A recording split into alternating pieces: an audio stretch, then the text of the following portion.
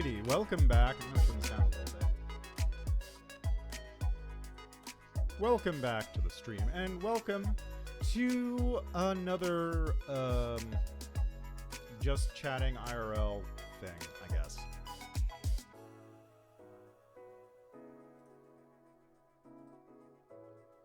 I'm more or less on the mend after COVID, so things should be fine.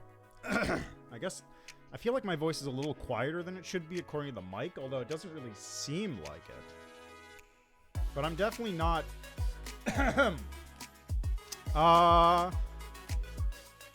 whatever. I'll deal with it. So, today is going to be kind of a chill stream for this one at least. Just going to be going through...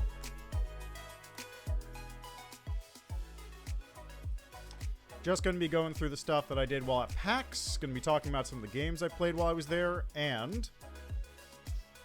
Actually, you know what? I can just turn my mic up to compensate for this, can't I? There you go. Problem solved. Anyway, we're going to be checking out some games that I played there. I'm going to be talking a little bit about them briefly. You know, nothing too crazy. And also, I'm going to be shilling Factor meals, of course, which are delicious meals that are pre-prepared for you, easy to make. Just take 2 minutes in a microwave, or a little bit longer if you want to be extra sure about their cook time, and they're delicious. I, in fact, will be shilling them quite heavily during this show in particular, thanks to them basically feeding me for the majority of my time while in Boston for PAX. Also, another brief returning thing that I'll shill. New Winamp. Oh, thank you. This is the Stream Beats Hi-Fi playlist. Same thing as before, just nice music to chill out to. Actually, let me turn on the... There you go. I got the little currently playing thing going. So, let's get to it, shall we? I also have to turn it on here, don't I? Oh, right. If you want to have some delicious meals from Factor, use code FACTORSE31301. That's weird. Why isn't my... Did I lose my sponsorship already? Did it run out? I thought I had time still. Oh yeah, no, there it is. Factor SE31301 for 50% off your first box of delicious Factor meals. I can vouch for them. They're quite good and really useful, especially when on a trip to Boston, because the hotel food was bad, and also possibly where I caught COVID. So, if you don't want to catch COVID when traveling, get some Factor meals and just make them in the microwave in your hotel room instead. That's the smart way to go. In fact, if I had done that every single day instead of eating in the hotel for breakfast the first day, I might not have COVID right now. Who can say, though? That's my guess, but we'll never know. For sure. Maybe. Anyway, let's get to it. I gotta adjust this thing slightly. So this moves over to here. I'm gonna have the Steam page open here just because I'm going to like occasionally look at some games that I saw that have Steam pages. And we're gonna also take a look at some photos that I took while I was in Boston. Let's see here. Camera, thank you.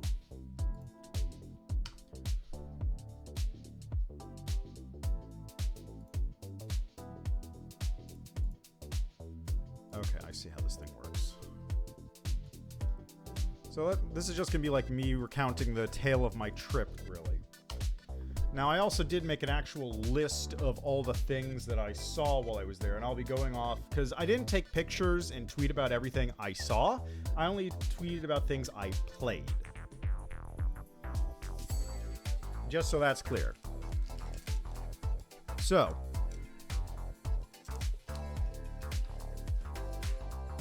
let's get to it, shall we? Alright, let me actually get this window captured as well. So, window capture. Yeah, 3. This is photos. Don't capture the cursor on that. Where'd it go? Where is it? Where? Wait, what? Is it off the screen? What on earth? Wait, no, that was the heart monitor. Where's this thing? Transform center. It does not seem to want to work. Okay. We're just going to remove that one then. And we are going to put in an image. Create new image. Oh god, is there not like a good... Is there a slideshow? Image slideshow. Hey, there we go. Create new image slideshow. Slide mode automatic manual. Yes. Transition. You know what? That's fine. Transition. Transition speed. Yeah, whatever. Image files. Add directory. Pictures. Camera roll. There we go. Always play. Even when not visible. Whoa, hey, that picture is way too big. Hamana Banana the Ramenalon. Why, I can't fit that name in one of these. Also, hi, Minbron. How you doing? Let's see. Fit to screen. There we go. Alright, so... Yeah, much better, although I think my voice has lost some power, but who knows? I can't say for sure. Yeah, well, last stream I was literally mid-COVID. Like, that was the apex of my COVID symptoms. So now I'm more or less recovered. Just have a little bit of, like, flu issues. Right now I'm pretty much fine. So I got over that real quick. Like, shockingly quick. Yeah, thanks. I'm probably still positive, but, like, I feel more or less fine for the moment. So, anyway, like I said, sponsor of today's show is Factor Meals, delicious meals which fed me while I was in Boston, mostly. I did eat a little bit out. I ate a lot of food for dinner, but for breakfast, Factor Meals did me solid when I needed to just get up and get going to the show floor. Good stuff, good meals, easy to eat, easy to prep, easy to get going. If you want your own,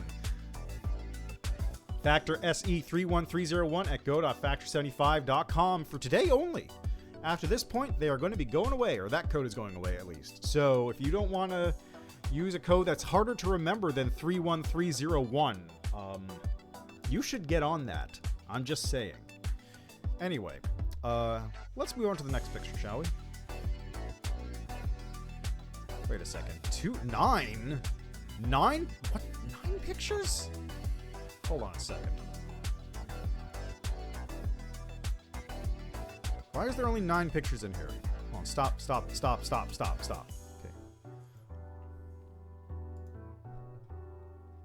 There, we're just gonna add all these manually, I guess. There. Problem solved. That should do it. Why does it say 9? Alright. So, on the way to the show, this was taken prior to getting to Boston because... or rather getting to the hotel, because I don't have a Chick-fil-A near me. So, it was nice to have some Chick-fil-A. It's tasty, good chicken. Got a spicy sandwich and some nuggets. The nuggets were the real winner, but they weren't as good as the other nuggets that I had later, which I'll get to. So, first picture of the show floor. This is what I opened up my day with. Just a nice view of the show floor. Look at all that. THQ Nordic just hanging out.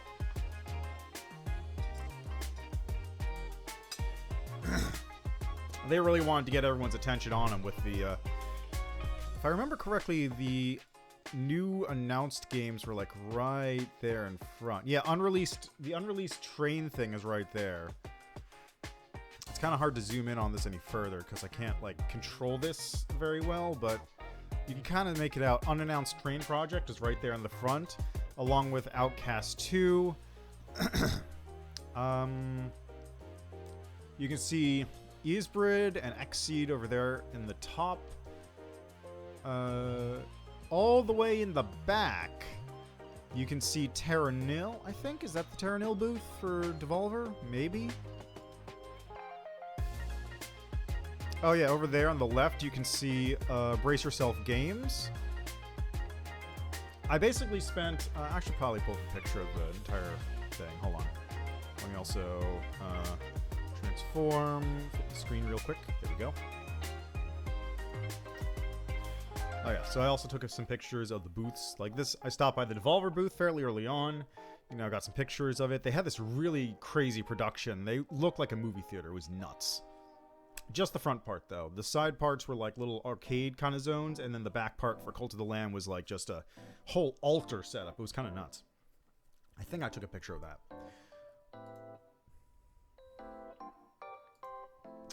Anyway, let me... Do I have a picture? I should have a picture of the floor.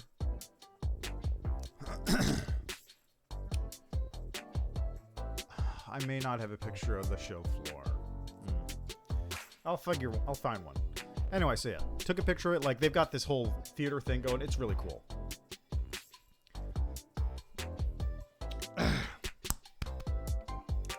They also have the Medieval booth, which is like right behind them. Like literally from the Cult of the Lamb part, which is on the back side of Devolver, they had the Medieval VR booth with Gabriel standee.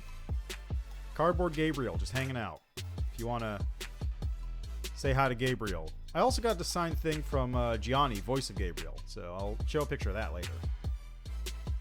But let's continue. Also, I stopped by the Color Grade booth. There's Claire from upcoming game Claire a la Mode. I'll be more about that later. So we have here a picture I just took in the PAX lobby. They just had a setup of Puma and Final Fantasy XIV fashion collab. So that's what that is. These are the real ones, and then they also just had a bunch of Final Fantasy characters wearing like sports gear, which is pretty goofy. Okay, this is not going to work out like I thought it would. The image slideshow only takes 9 images at a time. That sucks. Why? Why would you do that?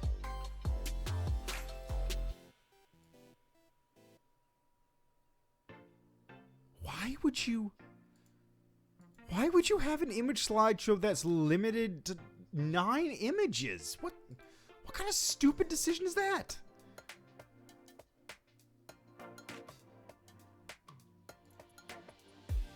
Okay, you know what? It might be easier if I just do it this way. Is this image tied to anything? No? Okay, we're just going to do it this way then.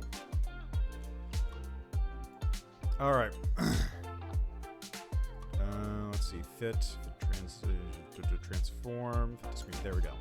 I'm just going to load up a single image and just change it every time. Whatever. So there was a Puma giveaway for that, which is doing this stuff. Whatever. It's done now. It's not really anything to speak of there. So, hold on a moment. I just heard a doorbell ring.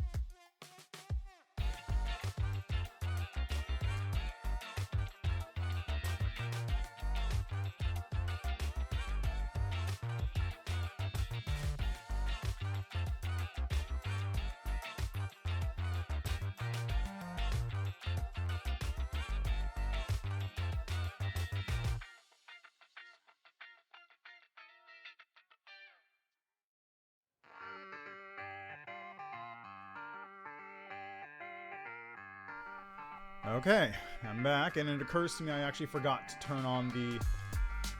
hold on, where is it?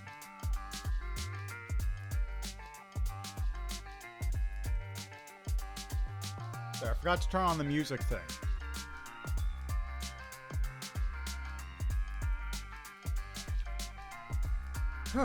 Alright, what was I doing? Right. So, this is the picture of... Sorry, talking's a little rough right now. This is the picture of the medieval VR that I took.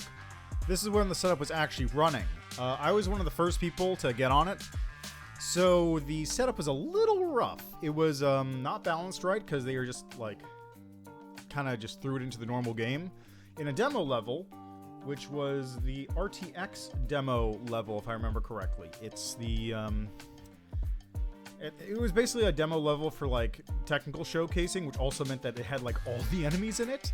So it was actually quite difficult. So they had to activate like God mode to give people extra armor, give people all the weapons, like do all that stuff so people would actually be able to finish the demo without getting frustrated. I didn't get that. I just got to play around with it. It's fun. I did like hitting projectiles back at the enemies with it. Little jank. They're still working on it.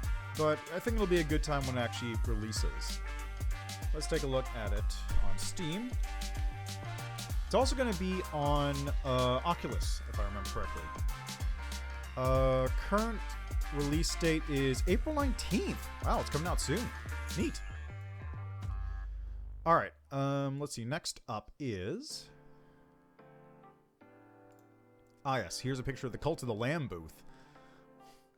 So what they were doing with this is they were showing off the Cult of the Lamb DLC that's coming out, which was a relic of the old gods. Nothing.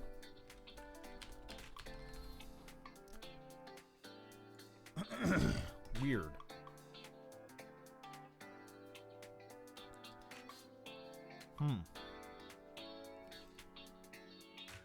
Anyway, the promotion they were doing for Cult of the Lamb was a thing called Relic of the Old Gods, which was not... It's not on Steam. I thought it was a DLC, but maybe it's just an update? I don't know. I'm not seeing it. Major content update, perhaps? I don't know. Strange. Anyway, I didn't try out these demos because I already own the game, so I didn't really feel like a need to, since I'll just grab it on my own when it comes out. It wasn't a pre-release thing, and the Cult of the Lamb stations were always just packed. Just absolutely packed to the brim. It was nuts. Nobody was ever not at that booth. It was crazy. But like you got the really nice setup going here. They had these jumbo monitors going up at top, and you can see these like pictures of followers, just a bunch of dead followers they had pictures for. It's a nice detail. Nice touch.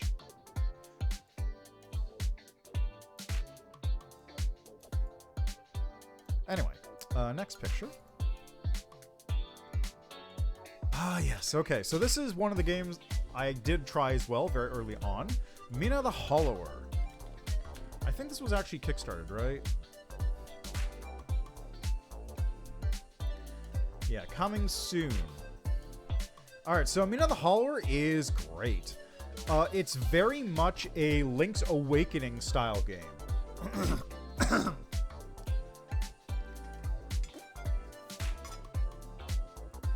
Like, when I say Link's Awakening, I mean, like, straight up Link's Awakening. You can kind of see it in the picture I took. Down there where, like, the gameplay is. Here, I'll zoom in a little bit. Well, you can see how it kind of looks like a Link's Awakening thing. It's very Zelda, Game Boy Color aesthetic-y. It plays like that, too. When I pressed the jump button, my immediate first reaction was, oh, that's just the rock feather. That is literally just the rock feather from Link's Awakening. Straight up, 100%. Also, you can see back there is the Terra Nil booth. They were just literally next to Devolver.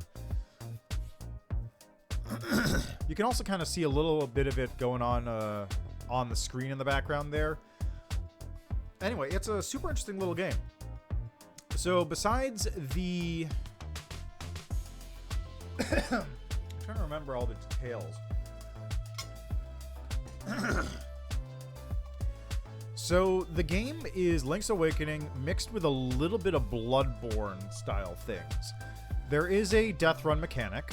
So if you die, you lose your bones or currency or whatever it is, and you have to go pick it back up, which is sucked onto an enemy, whatever was the last thing that killed you. Probably going to be one of those big dudes at the very start. Then you have to go back, kill them, and you get it back. And if you die again, then it's gone forever, right? In addition, there are health items. You get, like, health potions that you can use to just, like, recover yourself. And there's little hideaways. Hollower hideaways is what they're called. You have the ability to burrow underground. And if you go underground at certain spots, which I'm actually standing on in that picture I took, you will go into one of these little hideouts, which has a little machine that lets you convert basically soul items into liquid souls that you can lose, but you can also spend on things for currency purposes. I just realized the screenshot is actually being overtaken by my factor thing, so let's just take that and swap them around. The browser's a little less important, so I'm going to put that over here. There we go. There wasn't anything really important that was missed in the last ones. Like, this is the only one where there was actually something to see on the bottom.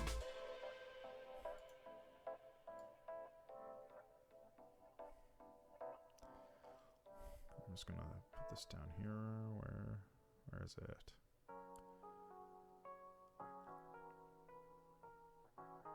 Come on. Okay, that works. But yeah, like, it's a very good game. It feels good. The burrowing movement is like a little speed boost, and there's a lot of nice little, like, tweaks you can do. The moves have a lot of variation in them. For example,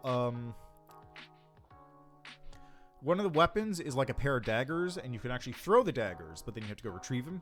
But you can get a sub-weapon, and there's like a variety of sub-weapons. One of them is a dagger that, like, returns back to you, but I found out you can deflect projectiles first. Just like using your sword, you can just deflect projectiles.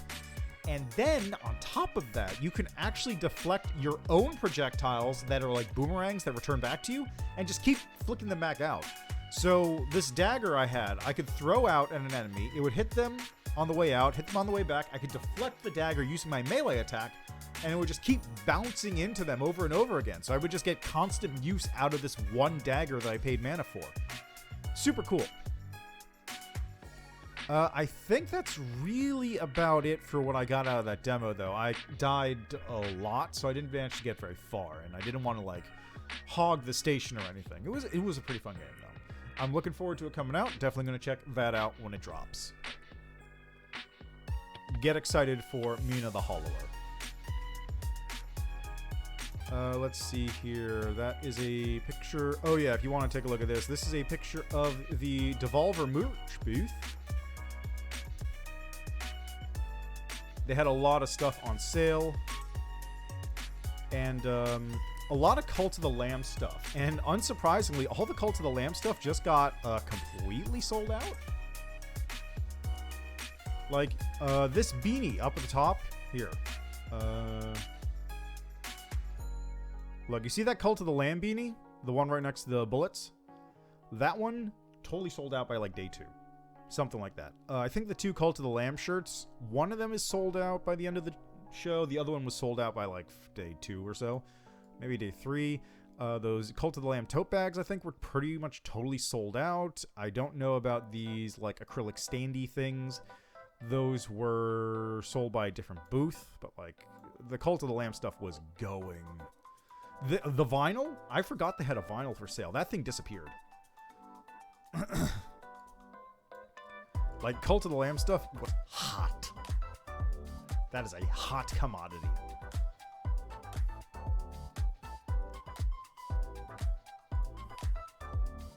Alright, next picture.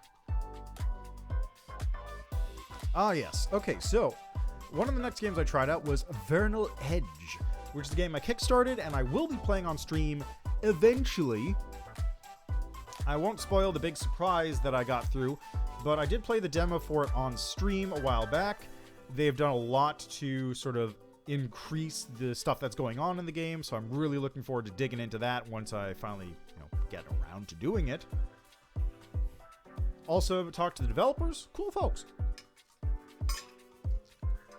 Also, did not realize, I think I may have realized it, but I did not remember, games made in Game Maker. Vernal Edge made in Game Maker. Crazy. Crazy to think about. But yeah, super cool game. Definitely worth checking out as well. I was a little apprehensive about touching it at PAX, honestly, because I was like, I could play it now, but then it'll kind of like ruin me a little bit for when the game finally get around to playing it, but it wasn't a big deal. Let's just take a look. How much is it? I think it's like 20 bucks. Yeah, it's not even. It's 17 right now. It's 17 overall. There were also a lot of other cool games at the PID Games booth. This is the only one I actually wound up trying. Which, in retrospect, may have been a bit of a waste since I already owned the game and I was kind of sold on it to begin with, but, here we are. I'll have to do my due diligence and check out the other games at the other PID games that were there, as well as the other Dear Villagers games, which were right on the other side. They were sharing booth space. It was kind of weird. Anyway, that was kind of me just wandering around on Thursday going, I don't know what I should play. Alright, oh yes, the most important booth. Yogi-Bo. The Yogi-Bo booth is the most important booth to stop at because you can always just go there and hug a Yogi-Bo. That's all I gotta say about that one. Oh, yes, okay. So, there were 3 Street Fighter 6 setups along the show floor, which is pretty goofy. One of them was at the Intel booth. One of them was at the Corsair booth, I want to say. And the other one was at Azorius, I think. They were all fairly close to each other, and all 3 of them were just packed. It was really funny. Just like, the Intel booth had basically nothing going on for most of it, apart from this. And then right across from it, another Street Fighter 6 setup, and everybody was just lined up to go play Street Fighter 6. It was really funny.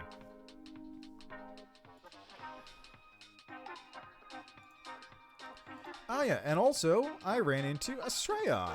Akapura Games was there with a bunch of games, including Estrella, and also Rain World Downpour. Unfortunately, the Rain World Downpour devs were not present. But some of the Estrella team was, and looking forward to that game dropping as well. A bunch of people are playing the game, trying out some stuff with it. I'm looking forward to that finally dropping. It's a super cool game with a really cool art style. Do they have a thing on that? No, just sometime this year. Anyway, I'm looking forward to that game finally dropping as well. One of the nice things about it is that game will probably be really nice on a Steam Deck. Which is sort of my go-to for any roguelikes these days.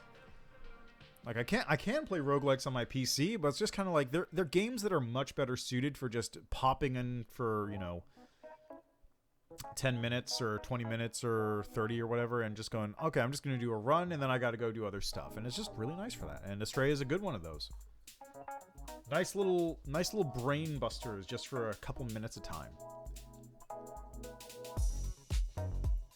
That was Estrella. Oh, yeah, these things. Alright, so this is a weird thing I found. Basically, it's a 2x2 sort of Rubik's Cube thing, except that each of the squares on it is actually a LCD screen.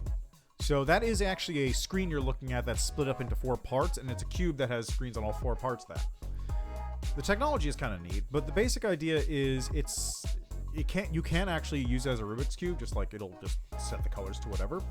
But it has gyroscopes in it. It has like touch sensors, so you can actually do a bunch of stuff with it and set up games specifically for that purpose.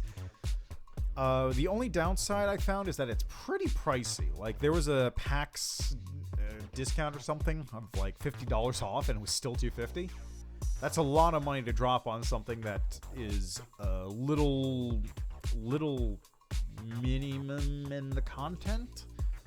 I mean, I've done worse. I bought a I bought an Oculus Quest 1 just before they announced the Oculus Quest 2, which is probably a good pickup, all things considered, because that thing didn't have the Meta sign-in prior to me setting it up, which I shouldn't have done.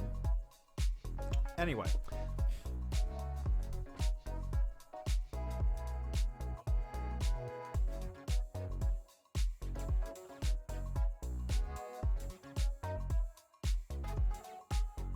Anyway, it's a thing.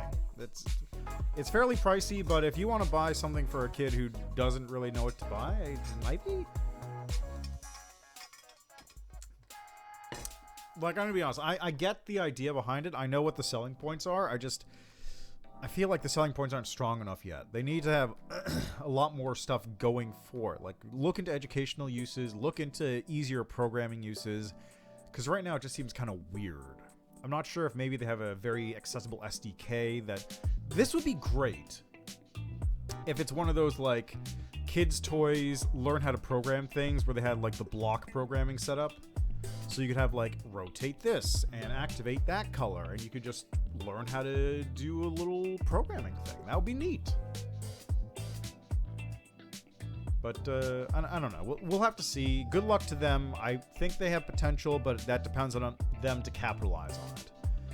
I will say, every year I've gone to PAX, there's always been some weird little tech thing that has just been hanging around on the show floor.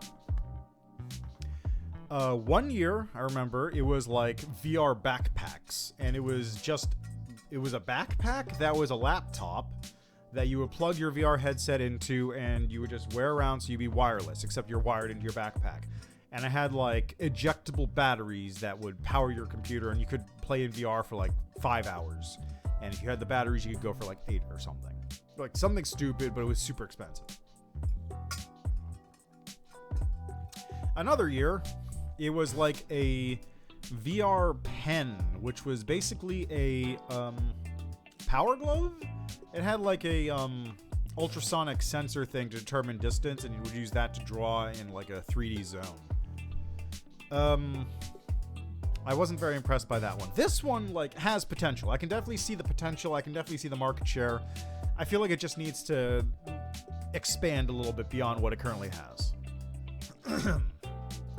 Oh yeah, and then I stopped by the tabletop section a little bit for dice. So I want to point out right here, look at those big boys. Giant D20s. One of the funny things was, there was, yeah, you can actually kind of see it right there. Rounded edges are $15, sharp edges are $25. And also, if you want a D100 that's metal, $40 to $45. These are different from my D100. The D100 I have is like, it's a plastic spear with these little flat bits on it to stand on, and then kind of little beads inside to help it settle down on a specific spot. And then just some, like, you know, classic metal dice.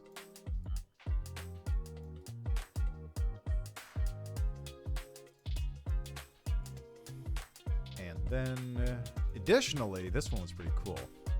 You see these? Maybe a little hard to make out, but they're hollow. So these are just sets of dice that are hollow, just wireframe kind of dice looking things. They're super cool. There was another set that I didn't take a picture of that had like gems encrusted into them, sort of. Not like actual gems, but kind of had that look. Super cool looking. I would have totally bought them if they weren't super expensive. They were like, I think the one set was like $60. Don't quote me on that because I don't remember, but they were pretty pricey, and I wasn't in the dice buying mood at the time. Like, if I had been in a dice buying mood, absolutely would have picked those up instantly.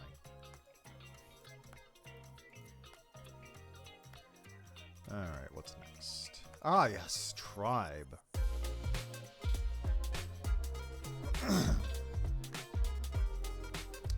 So, this game is one that I tried out and unfortunately did not have like a Twitter page or anything I could link it to. It was a Unreal Engine survival crafting game, which I know doesn't sound very impressive, but the focus, as I've heard, was more on building up your tribe and the other exiles that you're working with to survive better and all that stuff. The demo I played was relatively limited, fairly small, just kind of like gathering. It's basically the tutorial section of the game. The demo was not very impressive, but the graphics were nice, and it had a very pretty world that you were exploring around. So, I think if it's... I don't know, man. I really feel like it depends on if this game wants to lean in hard on like the, we're just going to make another survival game, or if they want to lean in harder on the tribe aspect of it. Like, I don't know what they want to go in on that for, but we'll see. Anyway, that game is right here. They were also next to, let's see, Polyslash. Do they have the other game? Oh, Mech Mechanic Simulator, really? God, where was it? There was another game they were attached next to, which I think I had... No, it's not here. They were attached next to another game about refugees. You know what? Give me a second. I'm going to dig it out. 90% sure I have the business card. A swag bag someplace.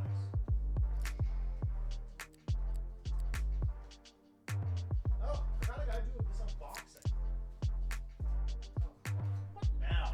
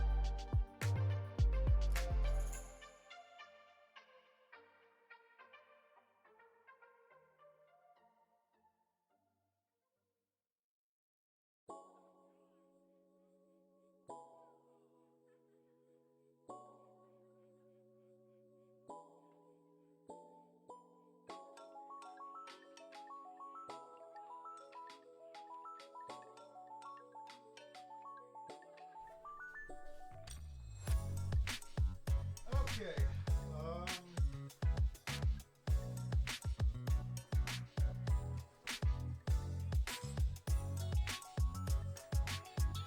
This is gonna take a second. I got a lot of these.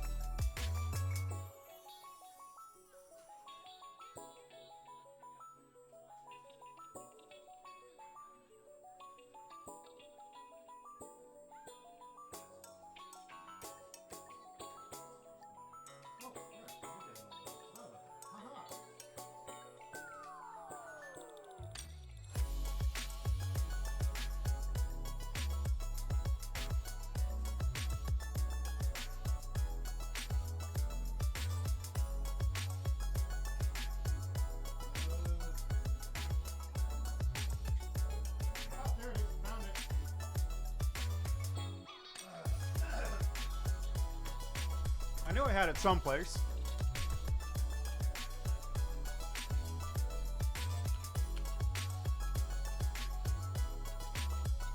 There we go.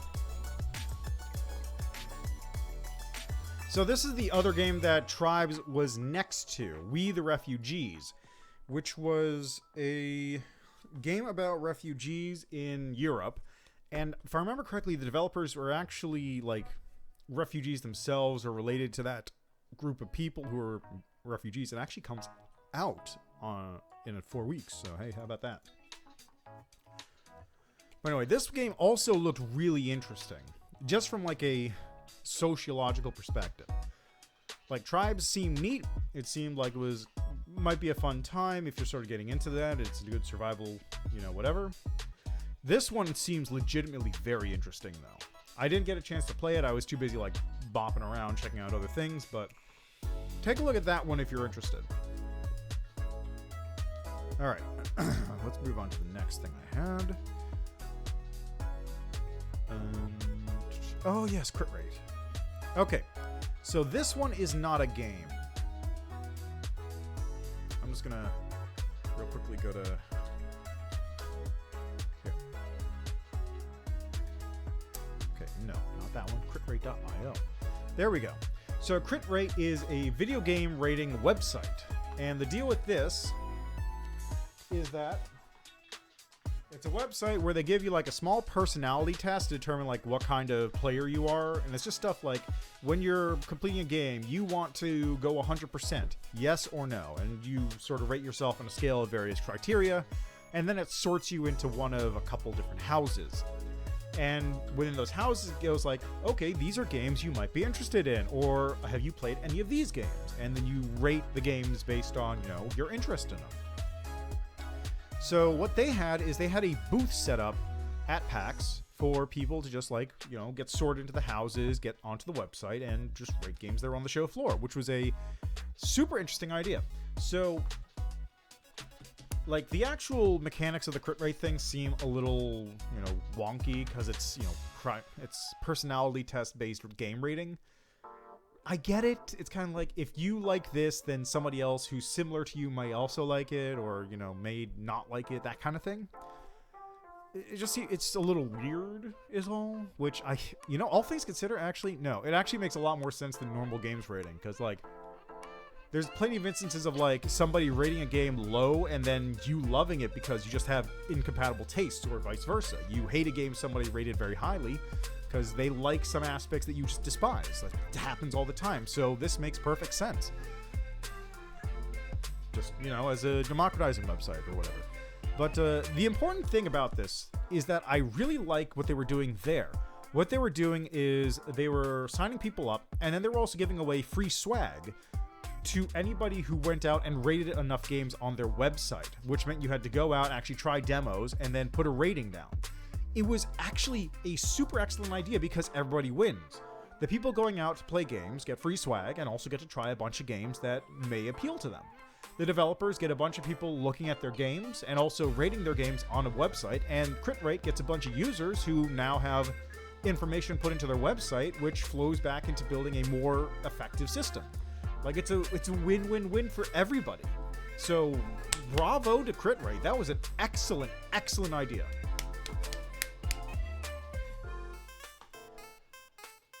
Yeah, like, legitimately, like, even if I don't use this website ever again, like, I have to applaud them for going out there and supporting the developers, which is more than I could say about the Kickstarter booth. So the Kickstarter booth, I don't have any pictures of this, but the Kickstarter booth was doing this thing called a wild goose chase, where they were just, like, handing out a bunch of, like, goose standy things to developers and saying, like, hey, you want to be part of the wild goose chase? We're going to send people to you, and they'll just give them a stamp, and they'll get loot from us. And basically the deal was, the developers would put up this little goose thing, and then people would go to the Kickstarter booth, get a little stamp card, and go around finding the goose and checking out the games, and then get a... They would check out the games and then get a stamp, and then move on to the next thing. Except what usually wound up happening is people would come by, go, can I get a stamp, and then leave, and not check out the game at all. And just bother the developers, because they were busy doing stuff for people who actually wanted to play their games, but instead they had to talk to these stamp people, and then they wouldn't get anybody looking at their game. So the Crit Rate one, way better. Way better than the other one. The Kickstarter one, not so much. Which I guess is goes hand in hand with the things I heard about Kickstarter on the developer side. Some people did not have nice things to say about Kickstarter. I won't say who, but I'll just say that they were not happy with Kickstarter's tools or general helpfulness. Also here, I'll zoom in a little bit on the games that were shown off on the Crit Rate thing. I am, incidentally, I'm in-house Vantagist, I think? Let me actually check.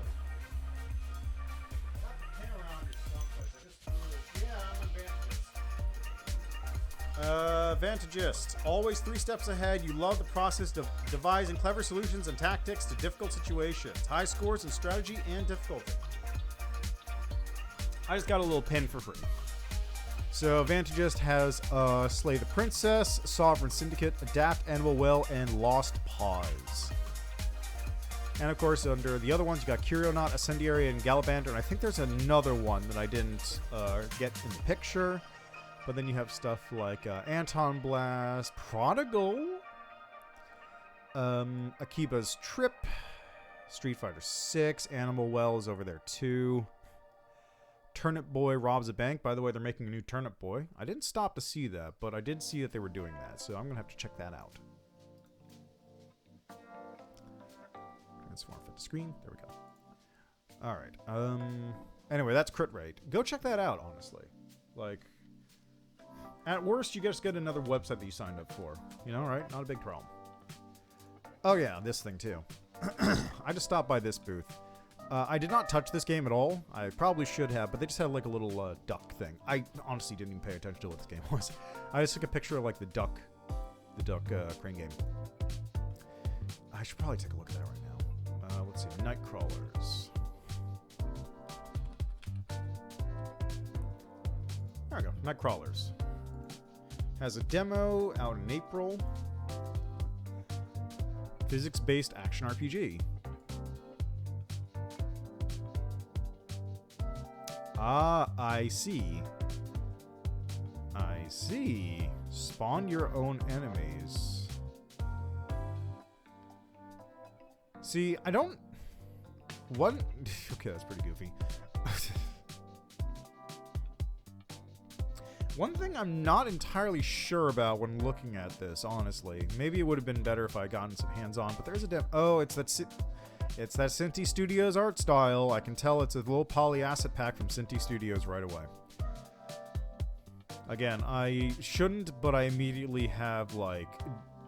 I have trust issues whenever I see that art style.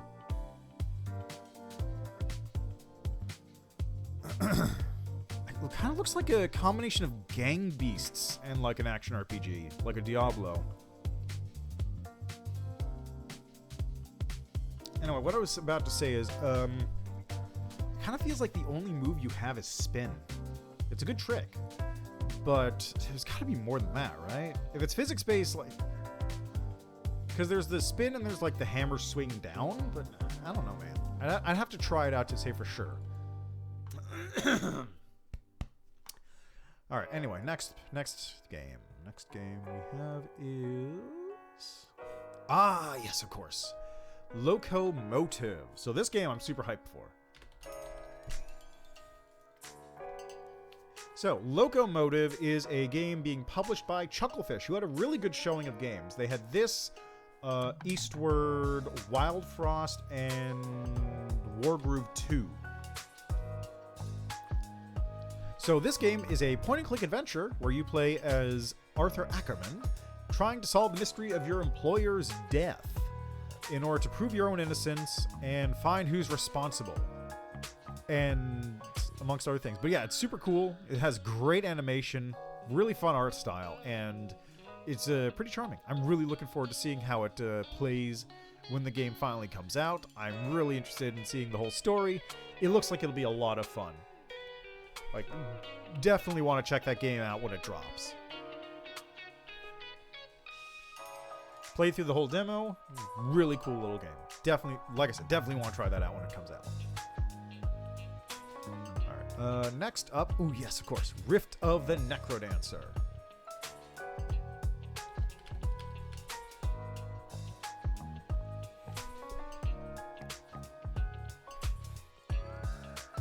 Alright, so Rift of the no, not that one. This one. So Rift of the Necrodancer is kind of a wild combination. It's... Okay, so you know how, like, regular Necrodancer is a roguelike that's to the beat? Rift of the Necrodancer is, like, more of a traditional rhythm game, which is weird to think about. It is a DDR game. You can kind of see it right now in the trailer that's playing. And also, it's a Punch-Out game, which is weird, and also it's Rhythm Heaven on occasion. So if you go to like... Nope, not that one. So if you go... Okay, actually here. So this is the DDR section. You got DDR combat versus the enemies, and each enemy has different like movement patterns and how they interact with the beats. So for example, these slimes take multiple hits depending on how many... depending on their color. So I think the blues take 1 hit, the greens take 2, and then yellows or golds take 3. And then there's different enemy types, like skeletons have different movement patterns, zombies have different movement patterns, bats have different movement patterns. They all have different interactions that turn into like this note chart. It makes it way more complicated than just going like, okay, push this thing at this time. They have really good character designs. In fact, that's actually the picture I took. You can see I took this one on a monitor, so I did take it. Anyway, this is part of the Rhythm Heaven section, so it's literally just Rhythm Heaven. Like, you push a direction, and then you have to follow the actions that the characters on the screen are doing. Let's see. Yes, this is the Punch-Out section. So they have a weird little rhythmic Punch-Out section as well, which is interesting. Anyway, the whole game plays really well, and I'm really interested in seeing how it works. The designs are all super excellent in the game. And on top of that, it is going to be... It's a sequel, actually. Like, it's straight sequel to Crypt of the Necrodancer, apparently. Just, it's what Cadence is doing after dealing with Crypt of the Necrodancer, which is pretty wacky. So, super interested. Oh yeah, one of the fun things about this is this DDR section actually had a bunch of remixes of Crypt of the Necrodancer music. So it was like like that whole song, the main song for Crypt of the Necrodancer, actually changed, like remixed for this beat with all this stuff going on. It's really, I'm just really excited for it. It looks like it'll be a ton of fun. Okay. Yes, LC. So LC is a game I went and played a couple of times. Has a demo on Steam. How about that? Also being, I don't know if it's published by the Completionist or if he's just like helping the funding. It looks like it's published.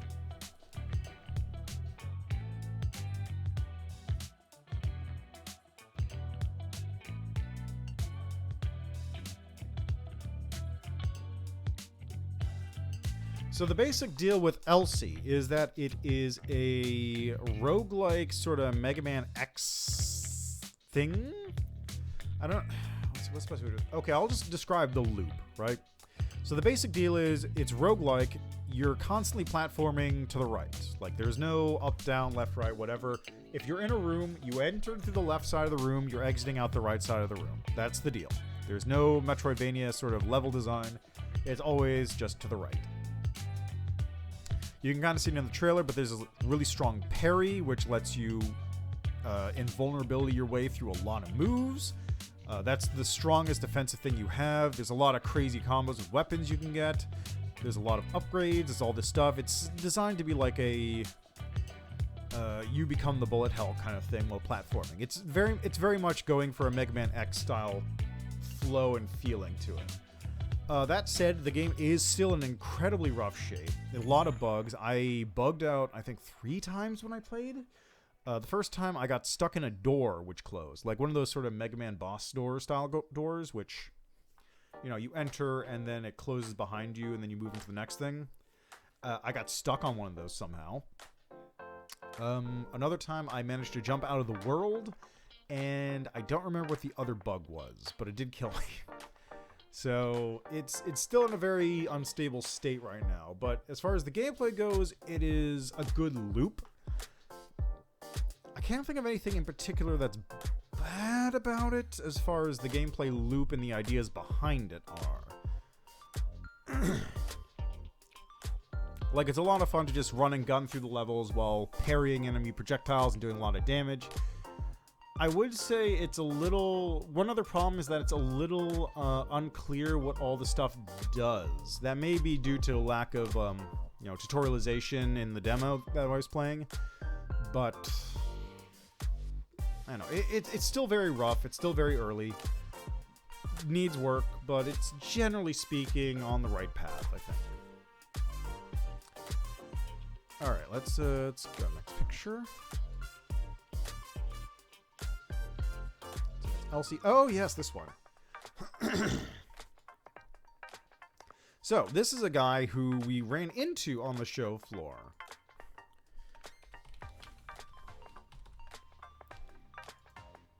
So this was not a booth.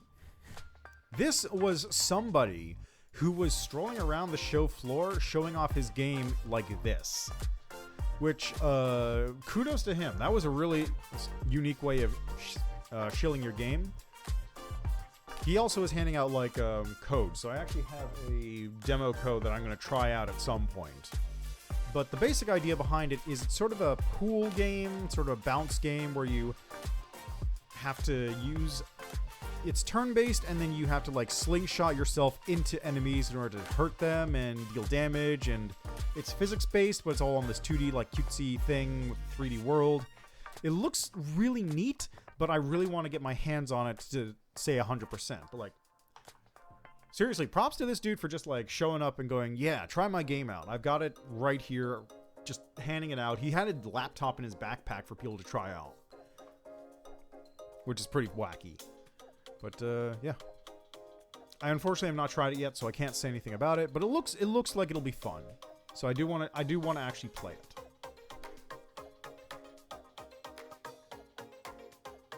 Okay. Yes, of course. If you're old, you may recognize this game.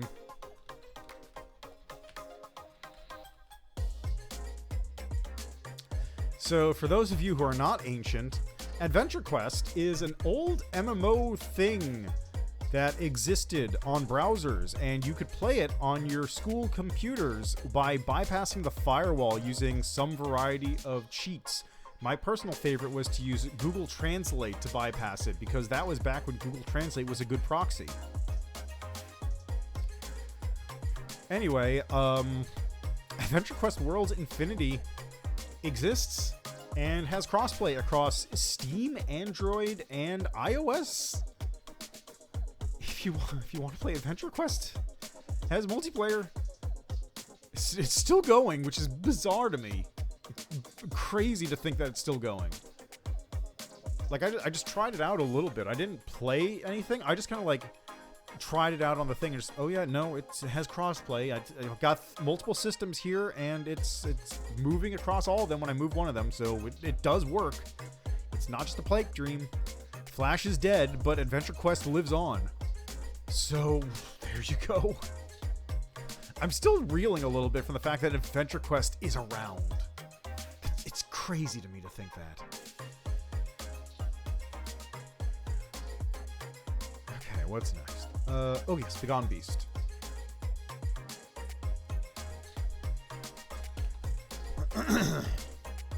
So, Begone Beast is, okay, this game kind of sucks a little bit, but asterisk. Let me add an asterisk to that. So, the deal with the game is it's a 4-player co-op, like, hack and slash kind of game, which is pretty janky. And honestly, the fact that it's so janky adds a lot of charm to it. Like, it kind of...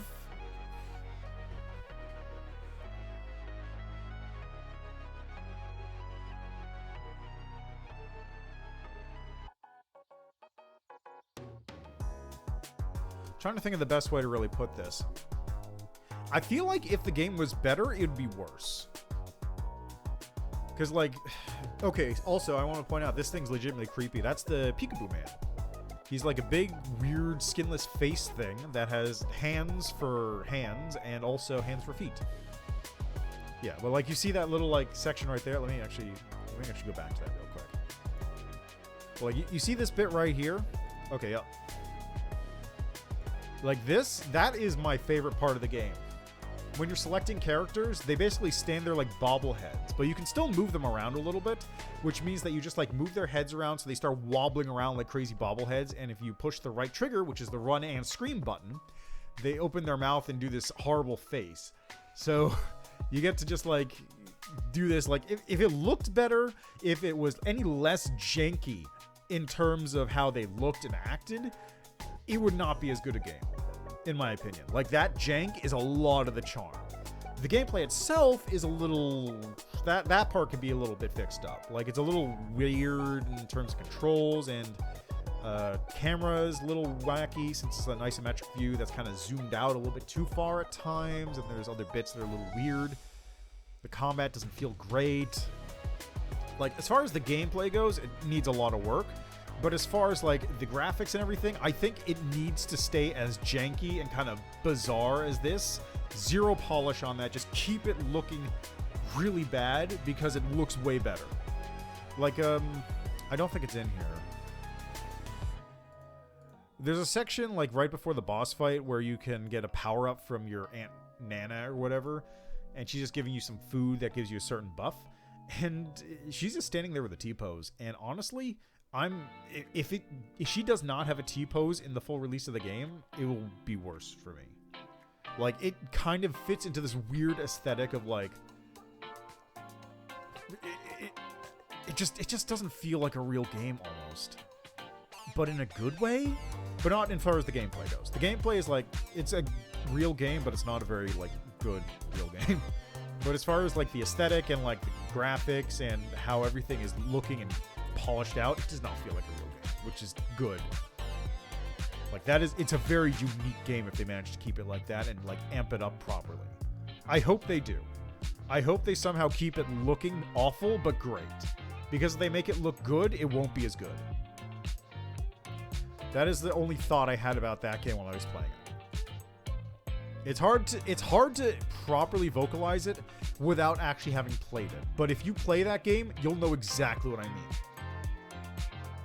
Alright, ODR Hockey Heroes. This is a game I played a little bit on a later day. I took this picture earlier on because I was going to come back to it, and I did. So this is a 4-player or 2-player, you know what, it's a hockey game. It's a hockey game. You have teams of 3, but you can have 2 players on a team, so you got one computer. It's got a lot of goofy stuff. It's very arcadey. You can knock people around. I honestly was pretty awful at it. I didn't really get a lot of what was going on in terms of the combat. There's a lot of power-ups you can get, like setting people on fire. There was the one where it just showed you can turn people into birds. One of the funny parts, actually, is if you like shove people over enough, a bar in the top left fills up called the fight gauge. And if that fills up, then you can start a fight on the ice rink where you and like a player on the opposite team who I guess you shoved enough will just like Rock'em Sock'em Robot punch each other until one of you passes out, and then just continue the match with one person passed out on the ice for a little bit. So it's pretty goofy. I think it'll be fun, but it feels a little wacky, and I'm not really sure how to play it. So it was hard for me to get a good read on the game, unfortunately. Might be worth keeping an eye on, though, if you're into hockey games. Okay, next up... Oh, yes. So that ends first day. Here is some lobster roll that I got. This was called the Naked Lobster Roll. It's just buttery with fries.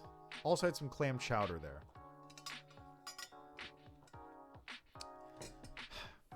That was a tasty dinner. I had a much better time eating that dinner than the people across from me, I can tell you that. One of them was having a 1.5 pound lobster and was not used to eating lobster, so that was a experience for them.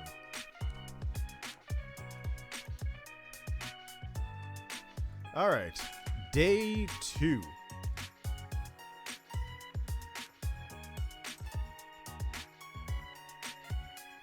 All right, so this one is Go Go Town. Go Town. So the deal with this one is it's kind of like a Factorio sort of game. You know, you build up a town, you sort of automate it, combined with an Animal Crossing sort of thing. So you yourself are able to get into the town, run the errands, deliver materials, you know, craft things, set things up, do all that stuff. But you can also automate the town eventually. So you can hire people to do errands, chores, deliveries, do all the stuff for you, and automate things, get things set up. But you're still able to walk around inside the town. So, time goes on, you build up this town, but you're still going through it active as yourself. Which is a super neat little idea, and I don't think any games really do that.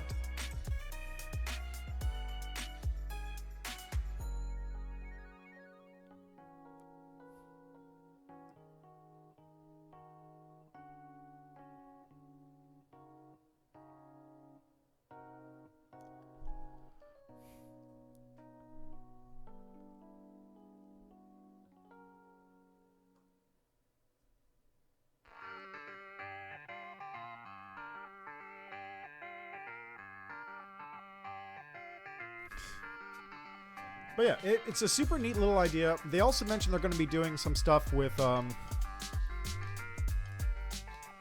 being able to like create multi-story towns and like leveling the terrain and all that instead of just having this flat area. So that'll be super neat to try out and look into. I think it's only single play. No, it actually has online co-op and split screen co-op. So this might be really fun to have with friends. Just build out a big town. Yeah, I think it's worth keeping an eye on if you're into town builders. Definitely has some ideas. Really depends on them to capitalize on the ideas and make them work in sort of the way they were promising or in a way that most people will like them. Because if it's just build the town, then I don't know if anyone's going to be like super big on that. I mean, some people will. But I feel like it's not going to be as impressive as like it's Factorio, but also Animal Crossing, as opposed to just it's just Animal Crossing or it's just Factorio. Anyway, I think it might be cool. I'll have to keep an eye on it for when it comes out. Let's see. Where next? Right. So I stopped by the Skybound Games booth, which had a bunch of stuff that I didn't really play. So the main thing I saw was WrestleQuest, which the main reason I saw that is because they had a big ol' wrestling ring right there that you could take pictures on, and also just had like wrestling shows on occasion. Just guys in actual wrestling outfits and costumes doing stuff. I did not get a chance to really play these games though, so it looks like it's a turn-based RPG in wrestling stuff though, which seems pretty goofy. So hey, I'm kind of down for that. I mean, I'm kind of down for it in theory. I'm not really like a big wrestling person.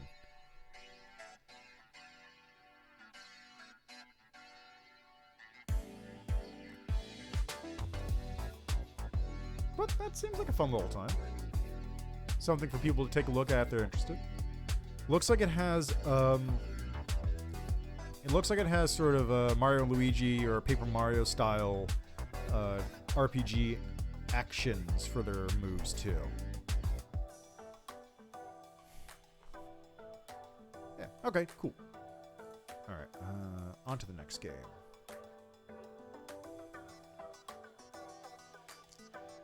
Ah, yes. Animal Well. So if you're not familiar with Animal Well, it is a game being published by one Donkey of video game Donkey fame.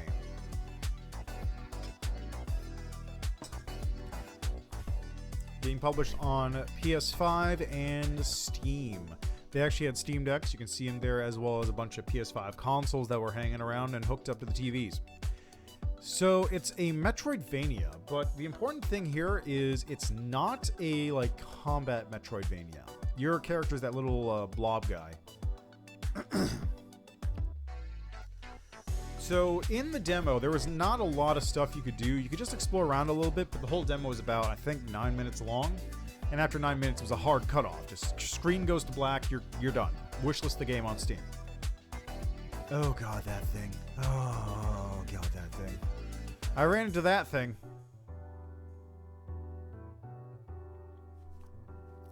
There is death, things can kill you, but it's generally speaking more about like exploration, and things will just like, if you fail a jump and fall into the water, for example, it'll just respawn you like in the same room, just back a couple steps from where you jumped.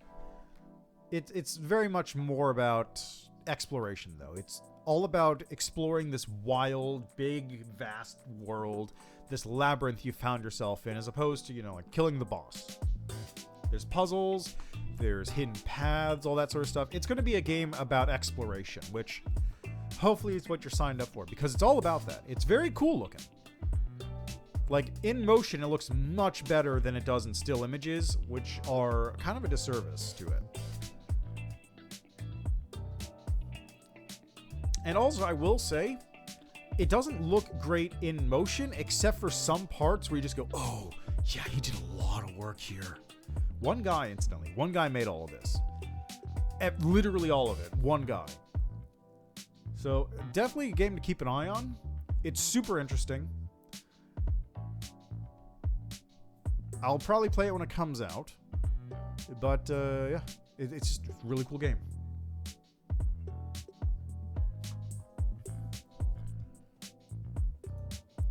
I like me some exploration Metroidvanias. Alright, and next up we have Demeo, right across from Animal Well, in fact. This is a game that's already out. I bought it while I was there, because they were having a sale. It's no longer on sale, unfortunately.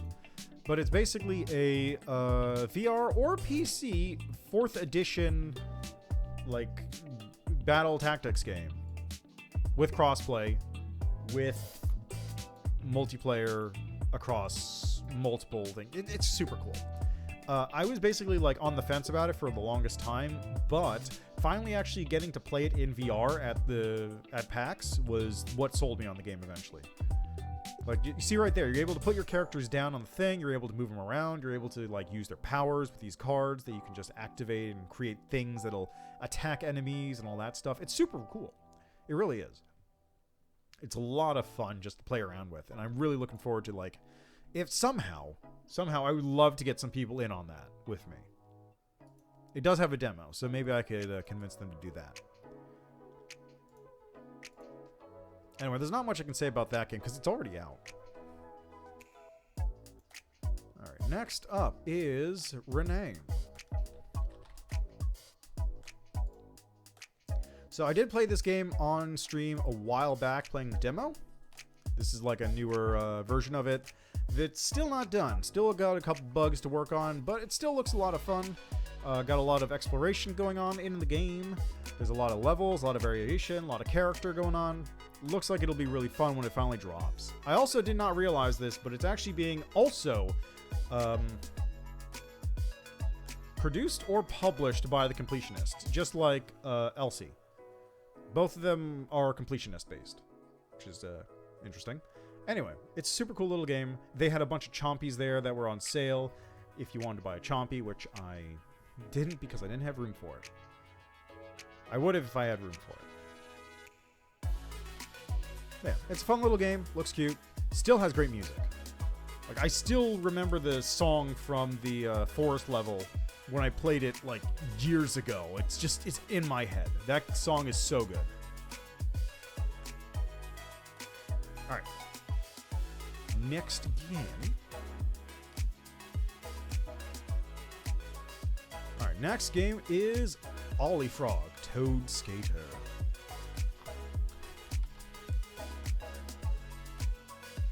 Has a demo on Steam. Hey, how about that? So, honestly, not a whole lot I can say about this one. It is a cute little game where you play as a frog who is skateboarding.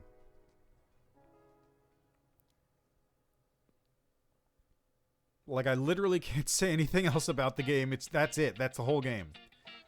It's very cute. It controls fairly well for a skateboarding game. Like, Skatebird had some issues with control for me, but Ollie Frog, I did not have any issues with that. Just a very cute little skateboarding game.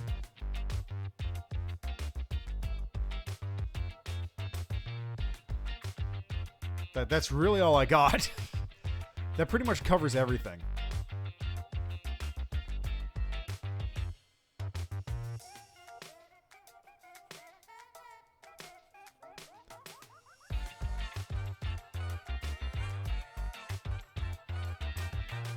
Yeah, like that's all I got. It's just a cute little skateboard game. It's got it to Steam down if you want to try it out, and it's coming out eventually.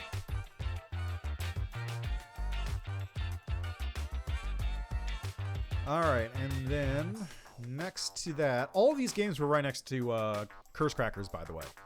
Like Renane, Ollie Frog, and the next game, Anton Blast, were all literally next to each other in like a little indie corner. And all of them were right next to Animal Well, too.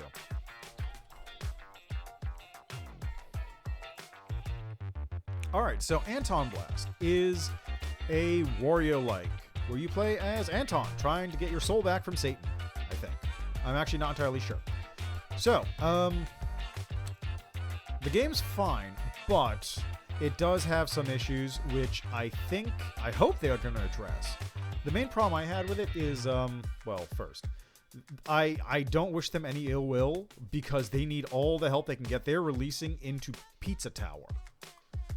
I think they'll be fine, mostly, but they are still releasing it to Pizza Tower. That is not a good situation for them to be in. So the main problem I had with this game is, while it is fine for the most part, it does have a little bit of an issue where the game is not as flow-friendly as Pizza Tower is, just as an example. Pizza Tower, right, is all about, like, moving fast and just going. You can go...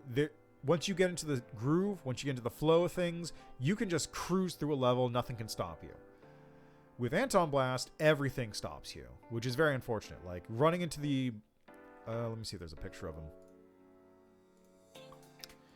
him. See this kind of block right here, the, like, colorful block? Breaking one of those stops your momentum. Attacking enemies stops your momentum. The levels are designed to stop your momentum. Like, it just doesn't have the same amount of, like, super expressive flow and motion that you'd want out of a game that's sort of emulating this kind of style. It's very Wario-like, which is why I said it's releasing to the same space as Pizza Tower, so good luck. It does have some really fun movement stuff in it. Like, if I go back to here... Let me see, where is it? The hammer spin thing is actually pretty fun to run around with. It's not quite designed quite right yet. Like, one of the big problems I have with the hammer spin thing is, like, you do the hammer spin, but you stop after you hit the ground, basically, no matter what, unless you're hitting blocks. So you can bounce on blocks, and I think enemies, but if you hit the ground, you can't, like, keep bouncing on the hammer spin, which would be, like, a lot of fun. Just, you know, keep the momentum going, keep the high bounce going. It's just, it needs a lot of smoothing out right now. It's in a very rough state for the environment it's releasing into. Like, not even Pizza Tower. Just, like, retro 2D platformers have a lot better movement. Anton Blast has, like, some really good style and all this stuff to it. It needs the movement, though. The movement is still lacking in a lot of parts. It needs a lot of polish there. It's very rough around the edges, but I think they're in a good place. Mostly. They're in a good starting spot. They just need to keep working on it, sand out a lot of the rough edges, and get it shining nice and bright.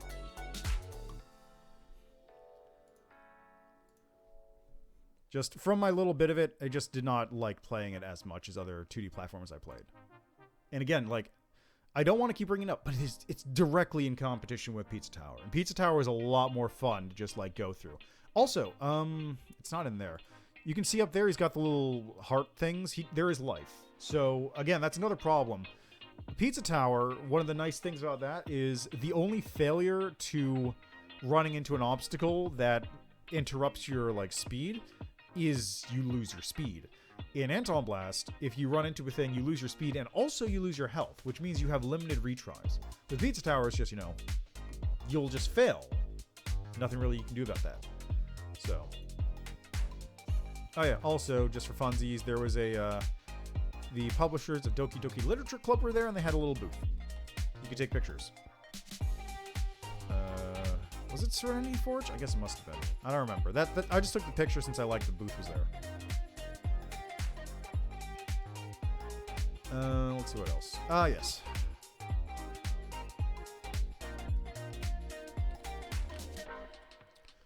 So, Righteous Mojo is another game that is incredibly rough.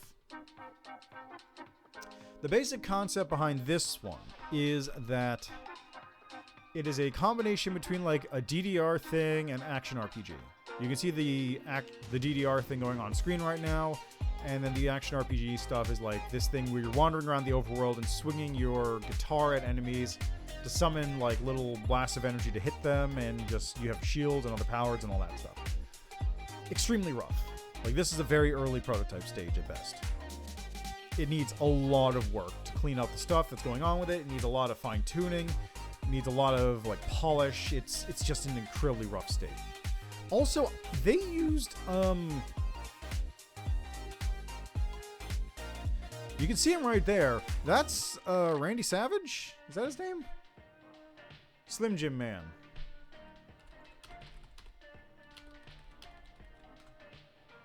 Yeah, Randy Savage. There's little Randy Savage is an angel right there. Just don't think too hard about it. He's just, I don't know if they're allowed to do that.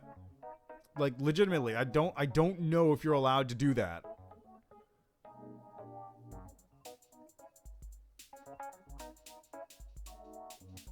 Like, you can get away with it, sure, but like, I do not know if you're allowed to just throw Randy Savage's likeness into a game.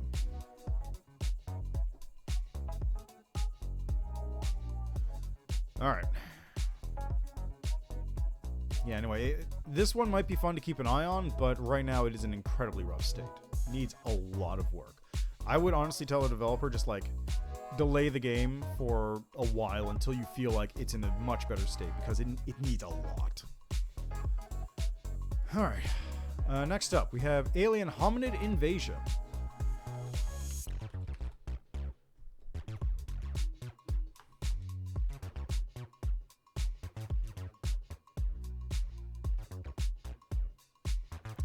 Alien Hominid Invasion is Alien Hominid, new game, but also super multiplayer. It's Alien Hominid. It's pretty fast flowing. It's very hectic. I honestly like lost track of what was going on screen 90% of the time, which I think is basically the Behemoth's hallmark. So I guess it's just business as usual.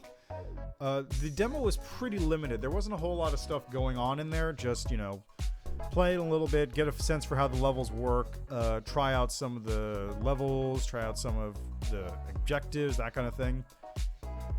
Nothing too nuts from what I felt.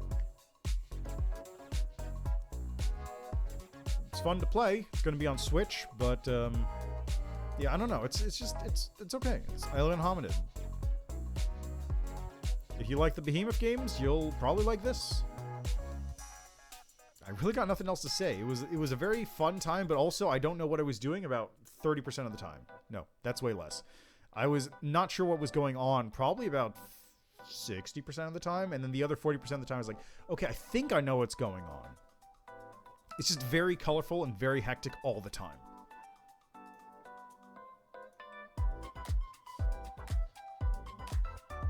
Okay, what's next? Yes. Blade Assault. So this game's been out for a minute. So I didn't realize this was an old game. This is a like roguelike 2D platformer brawler kind of game. It's fancy looking. Combat was kind of... Oh no, I know. I saw the announcement for April Fools. I'll be doing that later. Don't worry. Also, hi Ken Ellis. How you doing?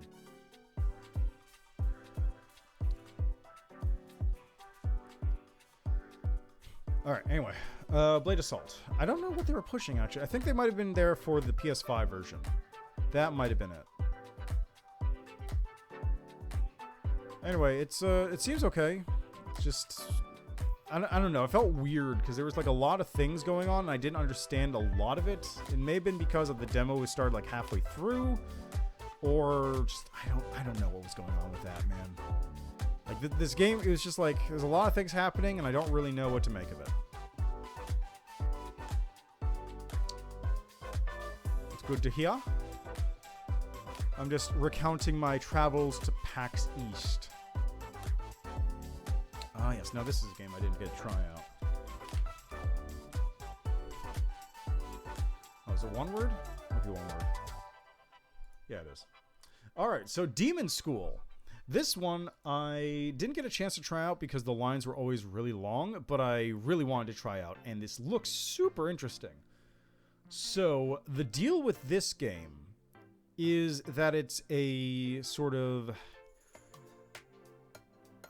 like SMT original Persona, like Persona 1 and 2 tactics game mixed with Into the Breach style tactic stuff where you sort of know the future, which it looks pretty interesting. And I was like, I'm super into trying it out. I just wasn't able to get into the demo. And partially also because the demo looked like it would be pretty lengthy, so I didn't want to risk spending too much time on that when there were a bunch of other games I wanted to try out. But it looked super cool, and I'm definitely down to try it out when it finally releases. No release date, but we'll see what happens. Anyway, like I said, I'm pretty sure this is like a Persona 1 and 2 with... The reason I say Into the Breach is because a lot of the stuff is like it tells you what the enemies are going to do, so you have to work around that. That's how they described it, incidentally. That's not how I'm describing it. That's how they described it at the booth. So I'm not the one saying Into the Breach. It's them.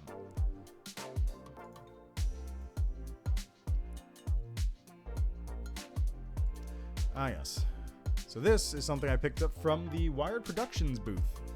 $20 for 3 pins, one for Wired Productions, one that says fucking love indie games, because they're like English, and one that's a big middle finger to NFTs, which I saw a lot of people repping that one on the show floor.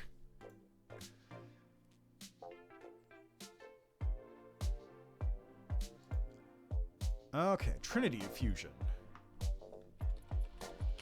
I almost called it Trinity Assault. Oh, it has a demo. Excellent. Coming out in April. How about that? All right, so Trinity Fusion is a 2D action platformer, again. Controls relatively well. The basic idea about it is they were trying to go for like a sort of DMC style combat with it. Oh, it's going into early access and has a demo. That's good to know.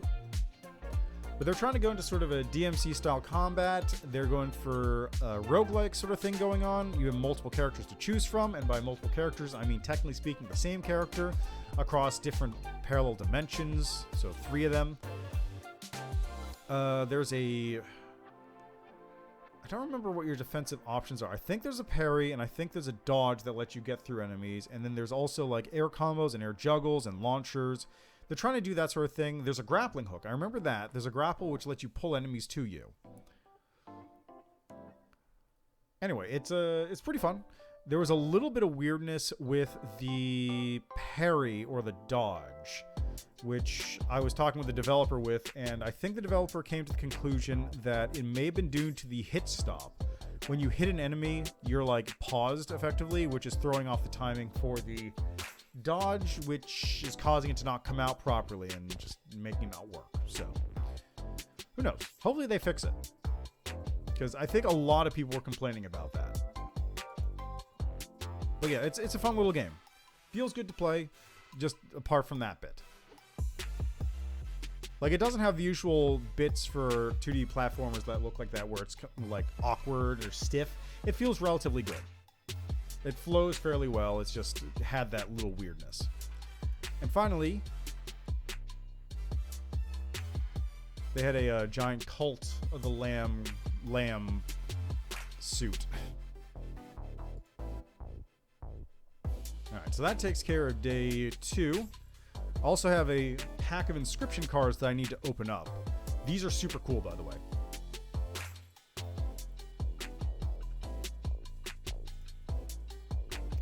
Alright, day 3. This is something I wanted to check out that I didn't get a chance to. So it's Sea Wars.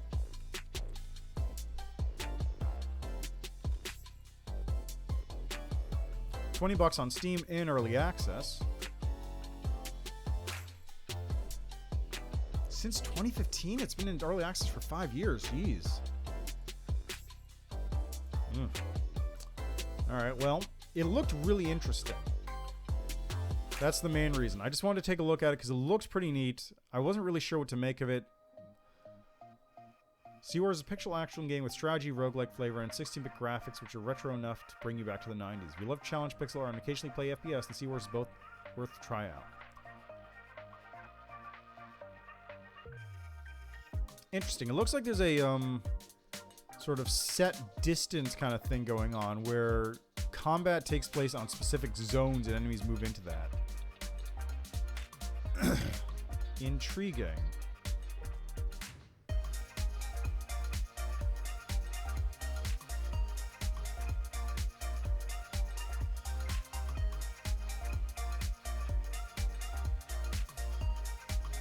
Yeah, I'm not familiar with this game that much, but it looks neat.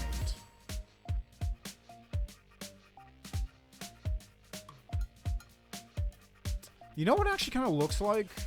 Like, unironically, it kind of looks like it's doing a Mega Man Battle Network sort of combat style, but in an isometric view, but still keeping the sort of normal combat.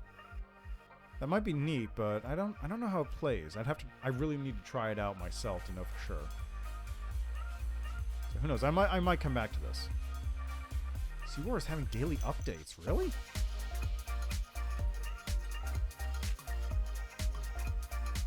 Well, not daily. The last one was March 22nd.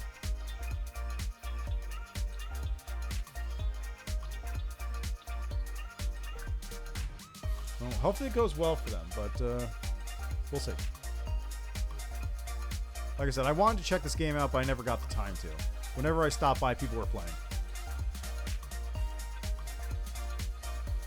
Okay. Oh, no, I wasn't done with day 2. Oh, yeah, this is right. This is the Azorius booth. Aorus booth. Where they had a setup where whoever had the longest win streak got to stay on Street Fighter 6. So, Cameron C had the longest win streak at 27. That's just a funny little picture I wanted to take. Alright, and there we go. Day 2 food, some pub grub. Had some sliders, a lot of like hors d'oeuvres. It was pretty tasty. This is the second most likely place I caught COVID.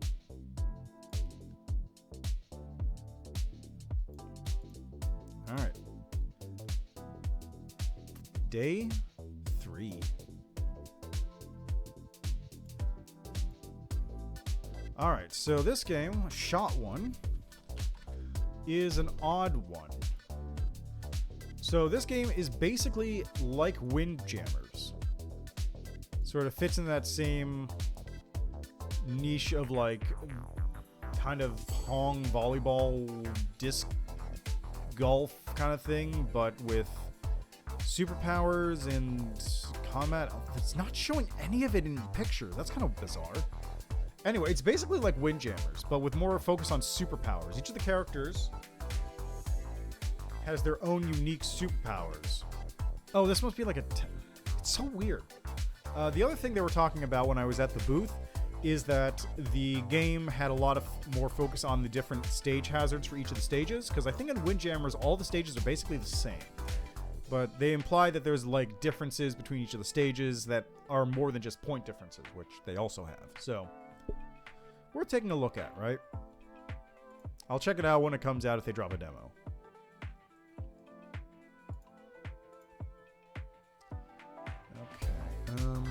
That was Shot One. Ah, yes. Also stopped at the... This is the Inti Creates booth. I played a little bit of the game Gal Guardians, which was really funny. So, it's $25. This is a co-op Castlevania starring the two main girls from Galgun as demon hunters. It's just Castlevania, but also two-player. And actually the two-player is pretty funny, because if you have two players in co-op, you can actually have one person like jump on top of the other one and have like a roving platform where one person is like using a sword and running around and the other person has a gun just on their head firing at enemies nearby. It's pretty goofy. There's a lot of fun stuff with this one. It's a pretty decent Castlevania clone. Worth checking out if you like Castlevania clones. And have co-op especially. Alright, Project Dark. So this is another thing that I want to try it on stream, which is not on Steam yet. Oh, yeah, it actually is on Steam, but it's not available yet. So the deal with this thing is that these are all games that are not... They're basically blind games. They use entirely binaural audio, so they're entirely audio-based. You just listen to them on your phone or on your computer or whatever. And then you input, you know, whatever direction is appropriate for whatever's going on. So if you're like navigating a room, you go like, do I want to go the left door or the right door? And you go left or right, swipe left or right on your phone, you go that direction. There's a bunch of different scenarios for this, and they were giving out one. I got one on my phone that I'm going to try and stream at some point. But it sounds really, really intriguing. And it's a game that you just play entirely blind, no visuals or anything needed. What is this? That may just be like, I think these are just background images.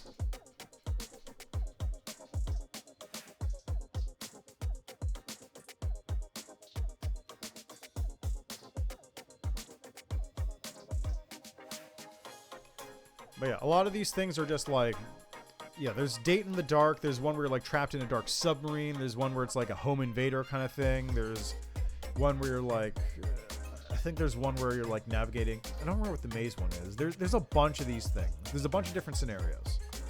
Oh, there's one where like you're trying to piece together your like fragmented memories, and the main thing is that all these things are themed around darkness and not being able to see. So it's a cool idea, and I'm really interested in seeing how well they implemented it, because I've only actually played like a couple of games that are pure blind games. The only other one I played was one called A Blind Legend that I can remember. Oh, right. Yeah, so there's A Blind Legend, which I played before a little bit. Not on stream, because I wanted to do stereo audio somehow on Twitch, which I don't think you can do. But this game does binaural audio, and you need to use it in order to play, which is kind of neat. And then there was also Blind Drive? Yeah, Blind Drive, which is that game about, like, you're on the freeway trying to drive your car while being totally blind and protect your grandma from some guy. And there's a whole thing about that, which is kind of wacky. Yeah. Alright, next game. Mineko's Night Market.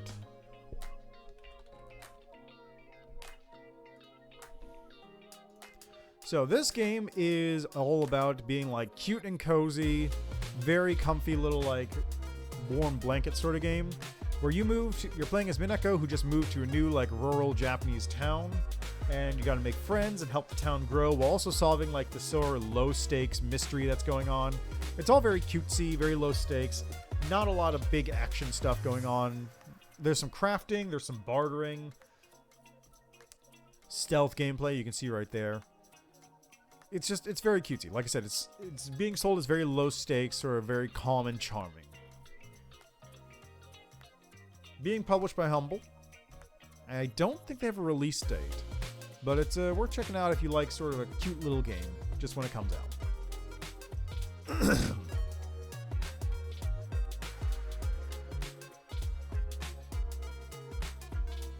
What else I played?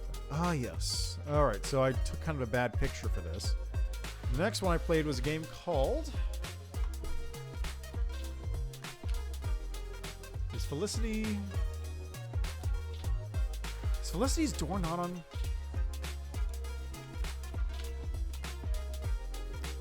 Alright, I guess I'm going to the website then. So, next game I played out was one called Felicity's Door, which is coming out on Nintendo Switch, but is also coming out on PC. And this is a anime style, you can kind of see the gameplay right there. It's like I don't remember what the game is called, but it's the one where you like tap the screen. There's two versions. You can either play like sort of a... You can either play sort of like a very simplistic controller mode, where you just, you know, push like one button to do a thing and then use the left stick to do like holds or swipes or whatever. Or you can use a touchscreen on a Switch, for example, in order to tap the things. You can actually see, if you look at this picture here, that it has keyboard inputs at the bottom there. That's because this is probably playing on a PC build, which uses a keyboard to input that. They said they're also working on inputting custom controls for people who have those weird controllers for that kind of game already, which, who knows, maybe they'll input it. I don't think they were going to input touchscreen on PC, though, which is unfortunate. Anyway, it's a fun little game. It's cute. It's a rhythm game. It feels like it's very, very anime charming. It feels like it's a sort of anime version of the Magic Tree House, if anyone's old enough to remember that series. It's definitely coming to PC, not just Switch, but Switch is the first SKU, I guess.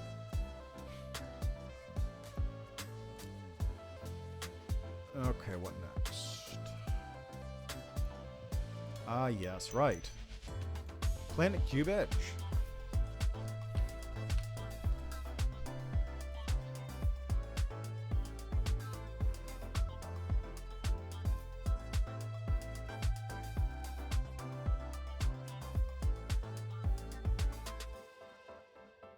So Planet Cube Edge is a game I played a while back on stream, and I thought it was pretty fun. So I tried out the demo while I was there. It basically is very similar. I did not remember the game being as Meat Boy death countery as it was, which, hey, you know, whatever, it works.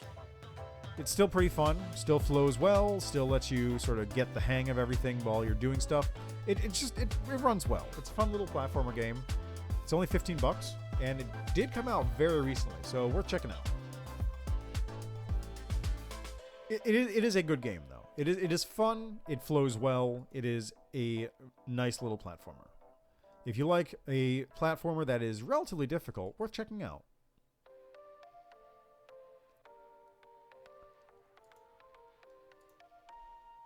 Alright, what's next? Alright, I just took a picture of Cadence from the Brace Yourself Games booth, just while I was there. Oh yeah, I also ran into Vinesauce while I was there. Or I should say, Vinesauce ran into me because he was looking for someone else and I just had his card. So, yeah. Oh yeah, I also got a signed poster from Gianni Matrogano, the voice of Gabriel in Ultra Kill, which was neat. I did also run into Dave Oshry of New Blood fame on the last day, which is cool. And then for dinner that night, we had pasta. It was okay. I was not having a good night, so I only ate most of the pasta, not all of it. And then the next morning, I cleaned myself up by having some delicious creamy tomato sausage and kale pasta from HelloFresh, which, if you use my code, FactorS... Did I say HelloFresh? I meant Factor. They're owned by the same company. But if you use my code FactorSE31301, you can get 50% off your first box of food from Factor at go.factor75.com. Well worth it, especially when traveling around. Hashtag sponsored. Hashtag ad. Alright, so following that, we had Primal Omen.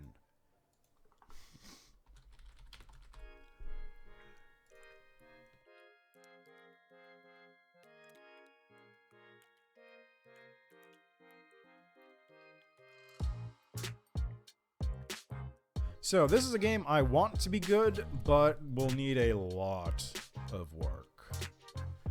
So the basic deal behind this game is, hey, you like Dino Crisis? What if we made a new Dino Crisis?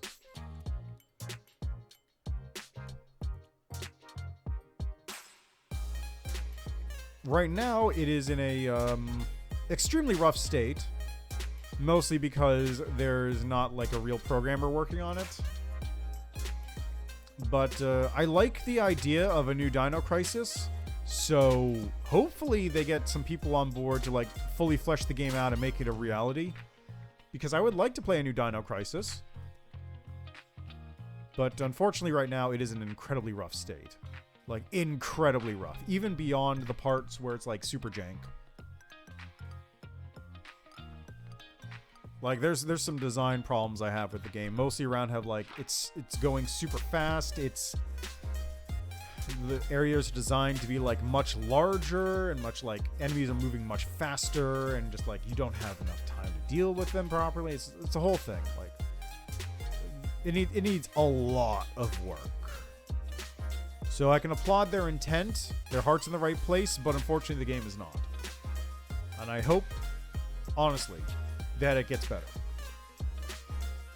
So keep your eyes on that. Whoops.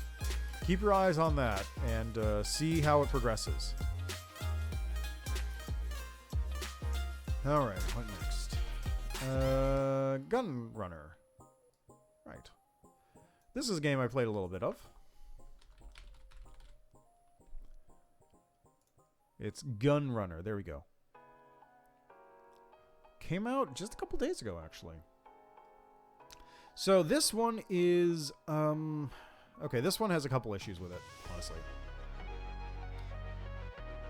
I forgot there was a melee attack. So the big problem I had with this game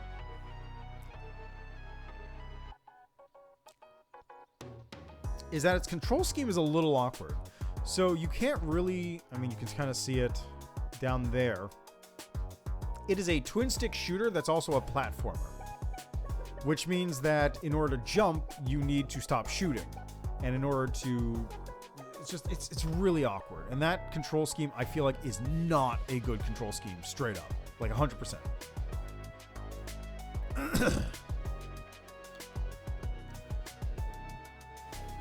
Like, the suggestion I heard from the developer, or one of the people working with the developer, is that you change things so that your jump is on a trigger or a bumper instead of on the A button, but I feel like they should have just done that to begin with.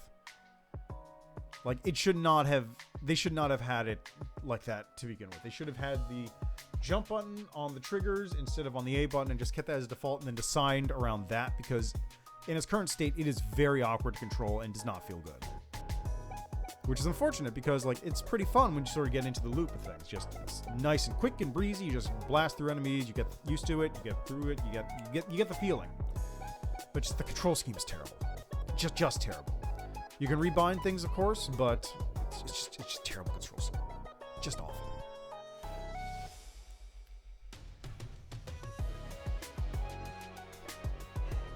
So, all power to them. Please fix your game's controls. Change the defaults, please. It doesn't help that the game kind of looks very lackluster, which either that's a budget issue or just they wanted to go with that, which I don't know. Like, if it's a budget issue, that's one thing. If it was they wanted to go with that, that's fair, but also people may just turn it down for that immediate reason, which is something you have to consider. It is a fun game when you actually get down to play with it, though. You know what I think it could use? A demo. Legit, like, not even like, oh, I like playing demos. Like, seriously, it needs a demo just to let people know, like, no, this is what you're paying for. This is the kind of game you're getting. Because $13 for a game that looks like that, right on the store page, is not a strong selling point. I'm going to be honest. Alright, oh yeah, I took another picture of the opening floor.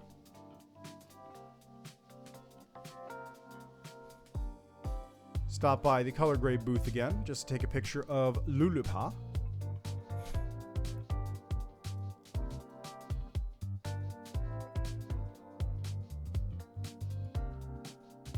Alright, and then this is over at the...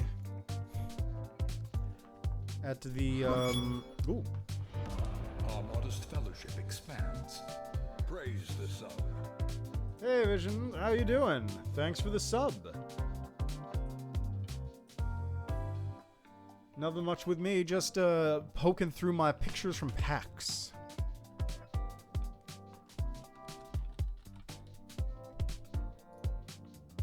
Ah, nice. Well, feel free to chill for a bit. This won't be a long stream. I'm just kind of poking through the pictures, and I'm most of the way done with them. Alright, so speaking of which, this next game, like I said, is from Chucklefish. That's the one I was trying to go for. And it is a roguelike card game battler. The best way I could describe it is it's kind of like Scrolls, the Mojang game, which is gone You have like 2 lanes that you can put cards on. You can move you can move your cards between them. And then you can kind of like attack enemies in the same row and do all this thing. It's pretty neat. I mean, that's fair. I would say it's like, no, it is a card game. Like it's not really a card game. It just kind of styled it. No, it's basically a card game. It's a deck builder. It's pretty neat though. And one of the nice things about it is like, just doing stuff in the game is what gets you progression, not necessarily beating the game. So one example is when I was playing, I unlocked a later tier for like the pet trainers, which is like a store in my town or whatever, which helps me train up some of my cards and just means like next time I go out, this card of this specific type will be slightly stronger if I invest resources. And I got that just by recalling my units. Like just pulling my units back into my deck so they could heal. That's all I had to do. So just by playing the game, doing stuff, completing little challenges, you'll progress and make yourself stronger. You don't have to beat the game. You don't have to collect resources necessarily. You just have to complete objectives. And also, the aesthetic is really cool. It's really cool because it's all ice themed. Get it? But no, legitimately, it's got a really nice aesthetic. It's got a really nice look to it. It's very fancy. Like, all the stuff is pretty clear about what's going on. Like, I'm looking forward to playing this game when it comes out. On April 12th? Okay, maybe not. I think I've got another games planned for that time. It was April 12th. April 12th is a Sunday. Maybe. We'll see. Anyway, it'll be fun to check out, I think. If nothing else, it's nice to do like a one-shot of and then just like keep playing. Okay, now this game, Raw Metal. This game I'm actually super into. Has a demo on Steam as well. So, this game is basically like a Metal Gear Solid, like top-down Metal Gear Solid kind of game, mixed with Sifu. So what happens is you're running around in like top-down combat, and then when you get seen by an enemy or you take out an enemy or whatever, you go into this one-on-one Sifu-inspired combat where you can just kick an enemy around, do combos, do that kind of cool stuff with it. It's super neat, and it has this really striking art style, which is kind of like I don't know what the best way to describe it is. Like it's this kind of like sort of texture, but they apply like a really strong filter to it, which is like a bad cartoon filter almost. But in this sense, it looks fine because I'm not trying to make it look like a weird cartoony thing. It's just kind of black, yellow, and then kind of mottled colors, which is pretty cool. And then the game itself is like, it's super neat. It's a super neat idea for a game.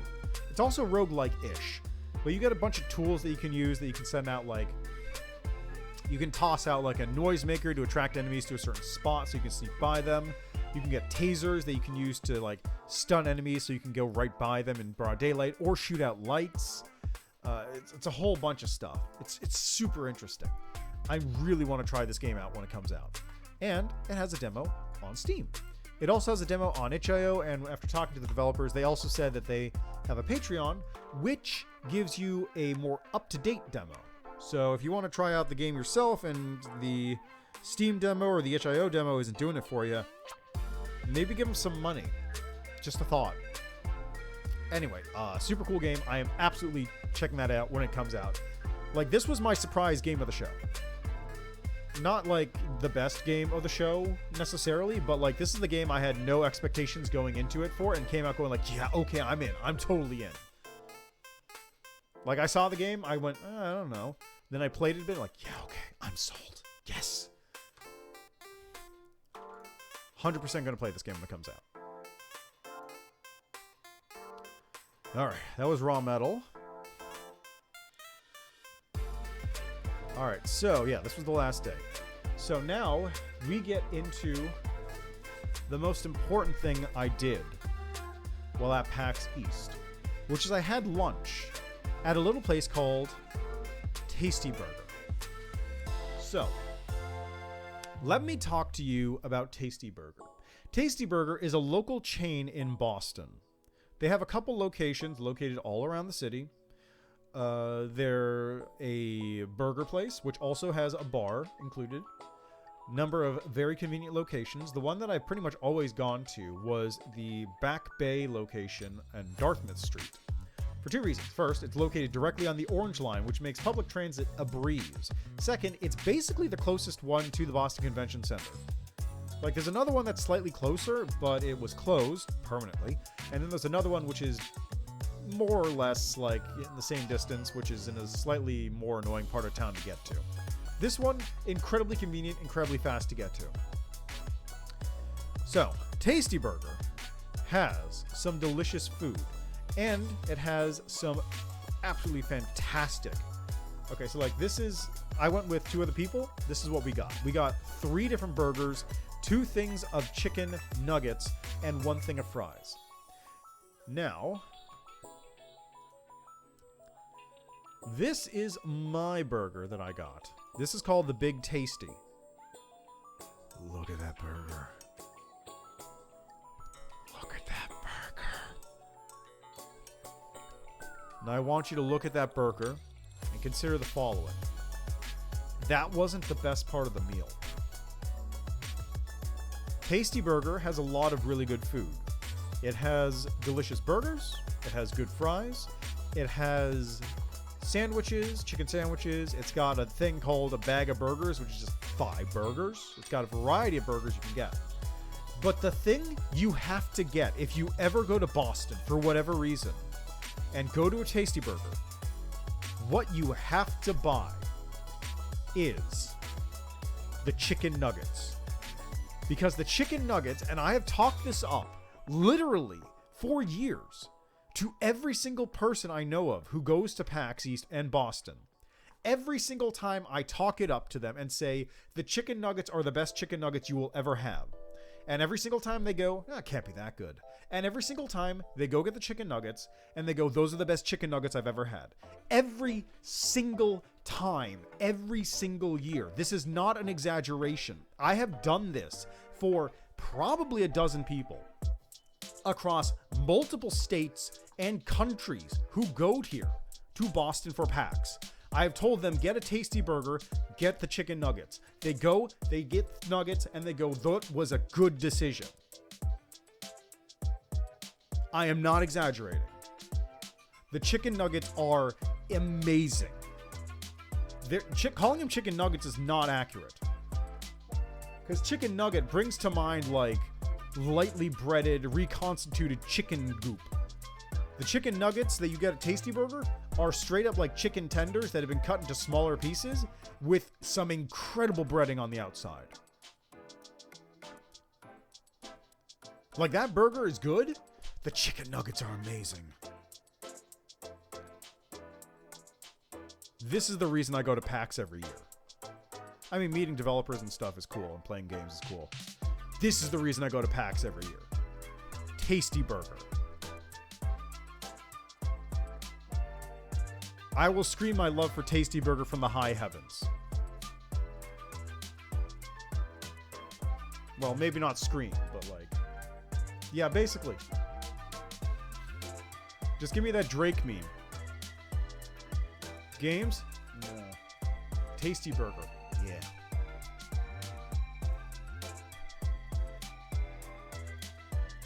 Alright, so that was my lunch break. Moving on. We have End Cycle Versus.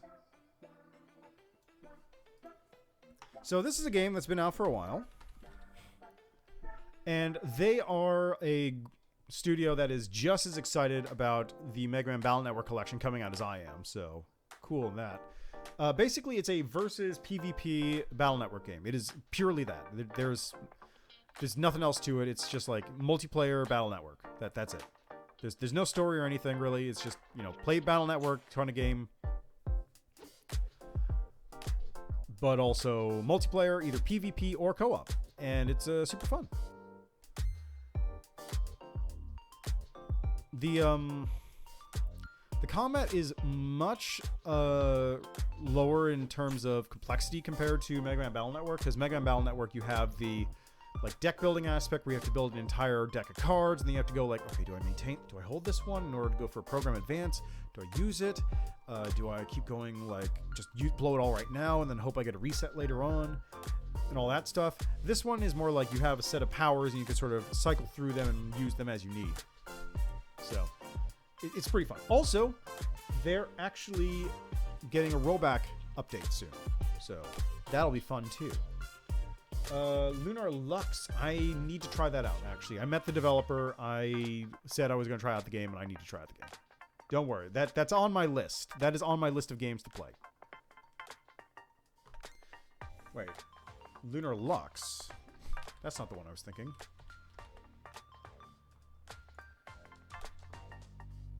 Oh, this game! Yeah, no, I was thinking of Lunark. Yeah, sure, I'll try this out.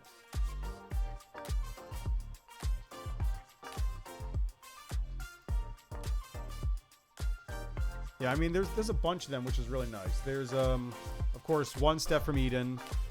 There's Hero.exe, which is the most direct inspired game, and then there's N-Cycle Versus. Yeah, I mean, I can check this out later. Anyway, continuing onwards. N-Cycle Versus. Right, so this is a game that I only managed to try out, or I didn't actually try this game out, I just kind of saw it while I was walking through. Yeah, that's kind of what my problem with One Step from Eden is as well. It's just like, it kind of goes for the same style as it, but it doesn't have the same, like, soul, I guess I would say.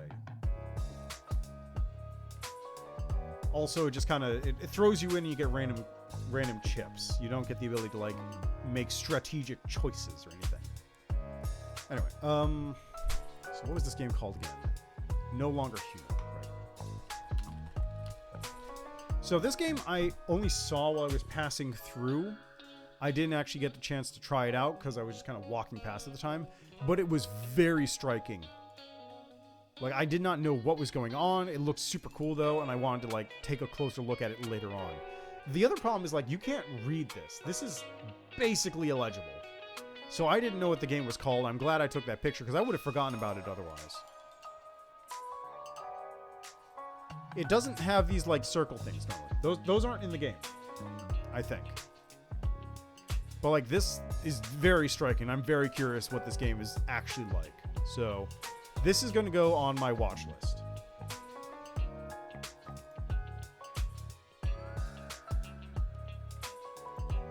Alright. Then we had Chrono Sword. Oh, yeah, right. This is another game I wanted to try out, but I didn't get a chance to.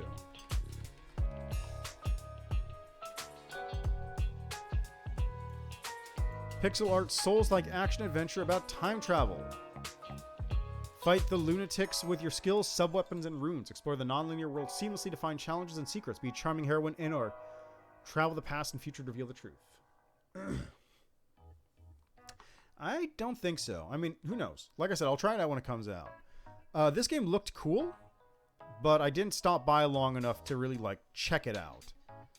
So I want to take a look at it more closely when I get the ability to, but my knowledge of the game is fairly limited. It does look pretty neat, though.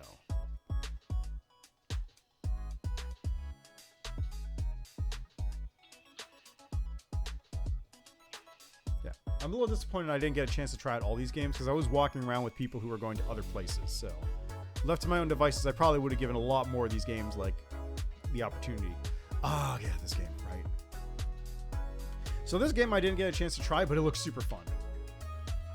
So the deal with this one is basically you play as a little possum and you just want to eat.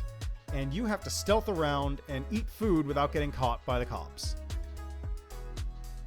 The basic gist is like as you eat, you also get fatter, so it becomes harder to run away. So you have to like play up for stealth much more effectively as time goes on. So it looks super funny. It looks super funny and cutesy, and I'm kind of down for it.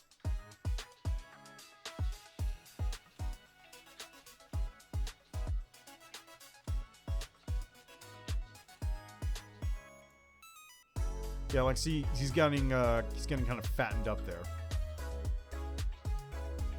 So it's all about using little tricks to throw the kappas off your trail while you're eating all this food.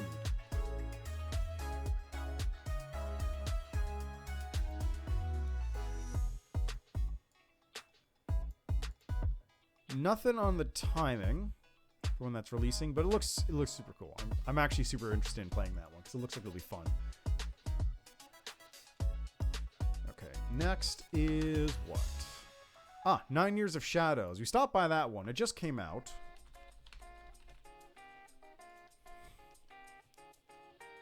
There we are. Very, very pretty looking Metroidvania. Kind of lacks that oomph while you're playing it, but it's extremely pretty. It's also on sale. Literally just came out, 27th. Came out like 4 days ago.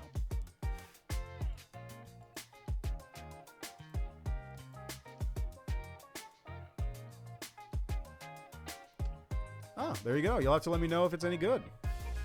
From the little I saw of it being played, it was kind of okay. Didn't seem like too crazy, but I didn't play much of it. Right, fair enough. That reminds me, have you tried out Vernal Edge? Hold on, I'll pull that picture back up. Boop, there you go. Well, there you go. You should try it out. It's a Metroidvania.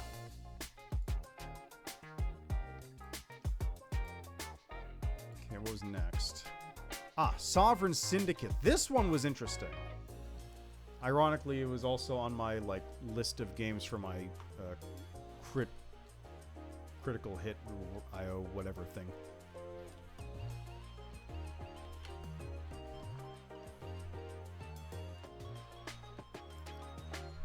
So, this game, has a demo, actually. Let's try that out.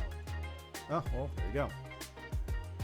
So, this demo is, or this game is... God, what's the best way to describe this? Because it was a whole bunch of things. This game is apparently like a combination of Shadowrun and Disco Elysium in a steampunk Victorian setting. So the basic gist is like...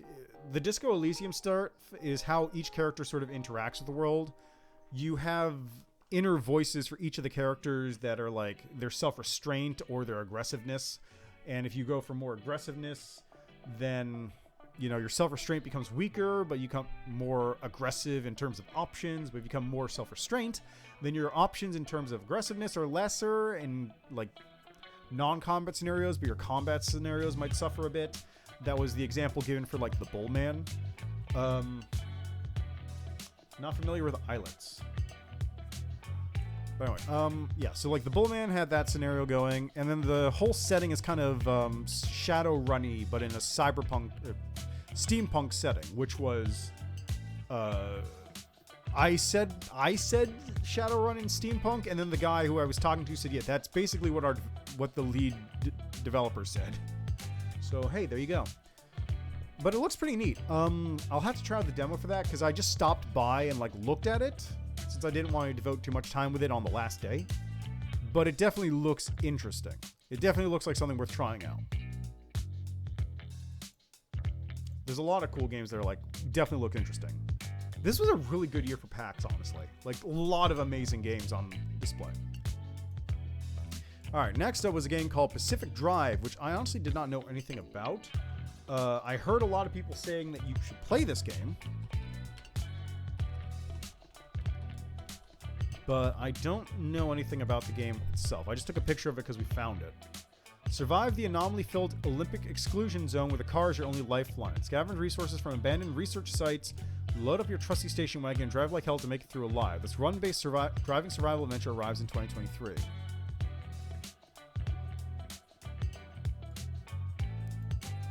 Okay.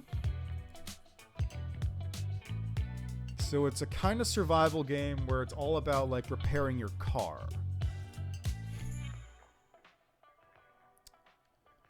Interesting.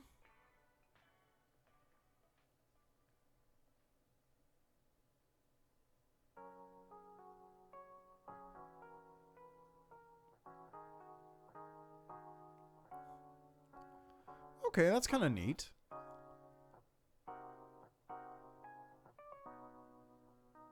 Okay, I see the loop. I see the gameplay loop.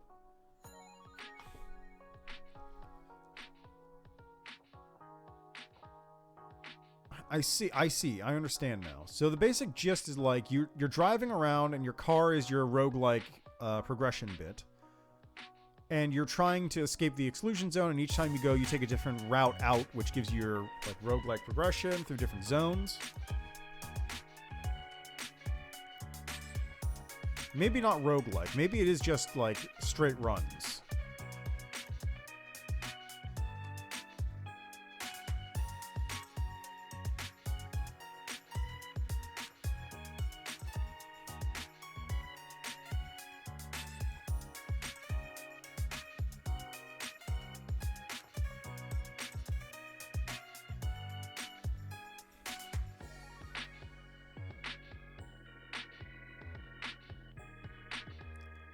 Yeah, okay.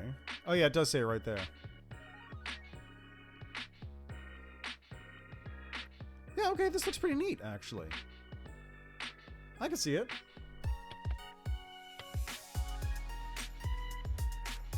Yeah, okay, that looks pretty neat, actually. I understand the loop they're going for. Just, like, travel through this bizarre landscape, salvage stuff for your car. I guess it's kind of like, I'm trying to think, what was...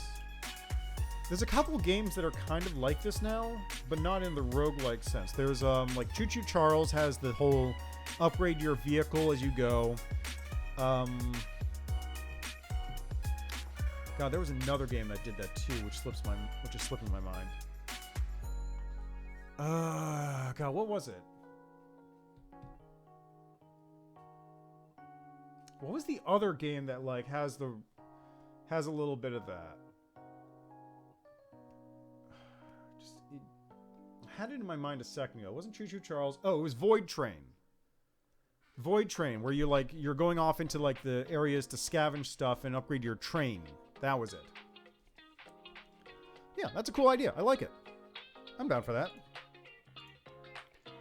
Alright, and then last but not least, closing of the show floor. Final picture from PAX.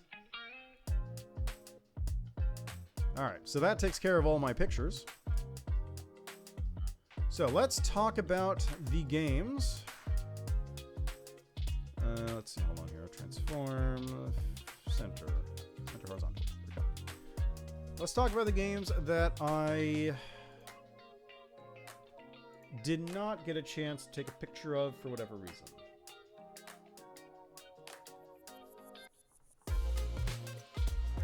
Let's see here. All right. Altarium Shift. They had a demo there. This is a really cool game. It's kind of like a N64 version. It's basically a game that looks like it would have been created if N64 RPGs had gone for more of like a Chrono Trigger 3D style thing and pixel style thing instead of going for bad 3D models. So it looks pretty. It's kind of Chrono Triggery. This has a demo. I do have it downloaded. I got to play it at some point. I also follow the devs on Mastodon, and they're pretty cool guys. So I want to try this game out at some point. It looks neat. Let's see, what else did I try out? Infernax.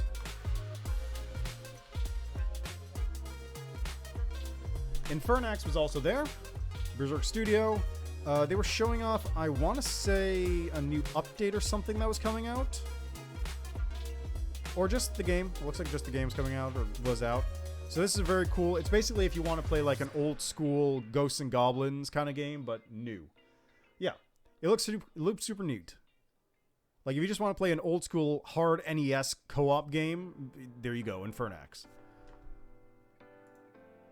Was it the only game? Yeah, they also do Just Shapes and Beats, but I thought there was another thing they were doing with Infernax. Whatever. Okay, so that was Thursday and Friday. Oh yeah, stop by the Dread XP booths, but there wasn't really anything. Oh, no, what was that game?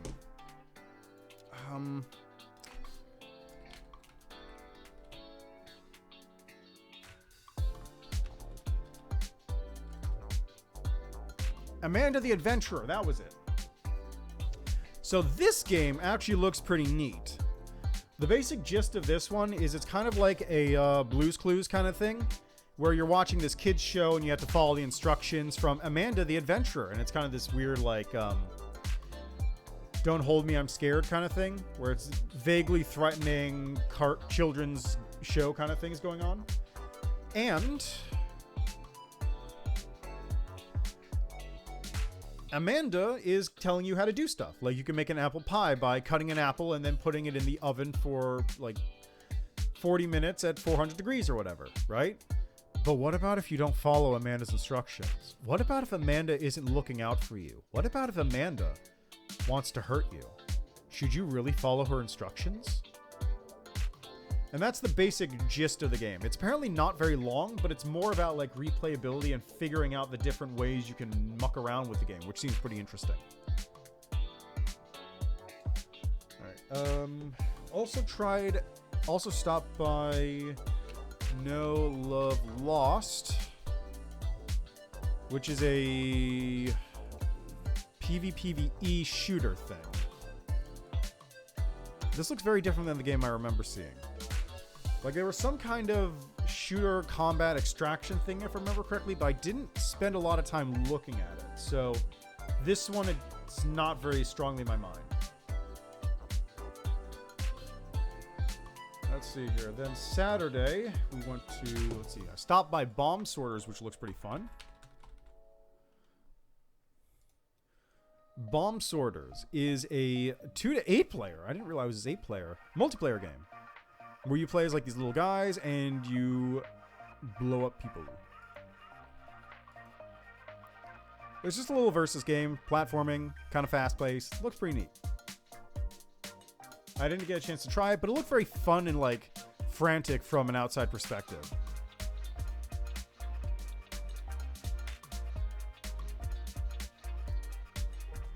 Let's see if...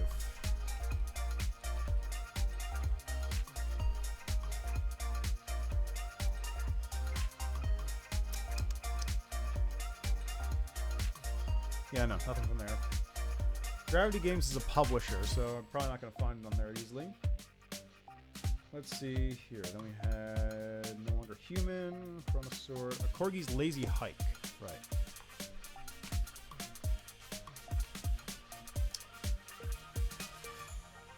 Or Corgi's Cozy Hike, which is a little game about you're playing a little corgi with a little cape and you're going on a little hike, and it's a cute little game. It's really all about it. I think this is from a developer that does a lot of like rescue dog games, where it's just like you buy the games and you support rescue pets, pretty much. May not be thinking of the same one.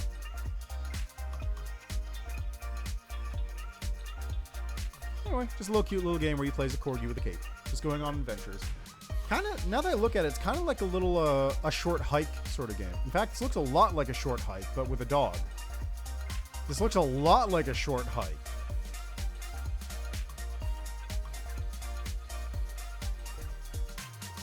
This looks a lot like a short hike. They didn't steal anything. It's just a lot of cues coming from it. A lot of cues coming from it. And finally, the last game we didn't really try out is Castle of Alchemists. And Castle of Alchemists is basically a tower defense game where you're running around. So it's very much like Orcs Must Die or Sanctum, but 2D. So there you go. It's very similar to the other games. It has a demo. And I believe that is everything I played. Actually, hold on a second. I might have the Gravity Games card on there.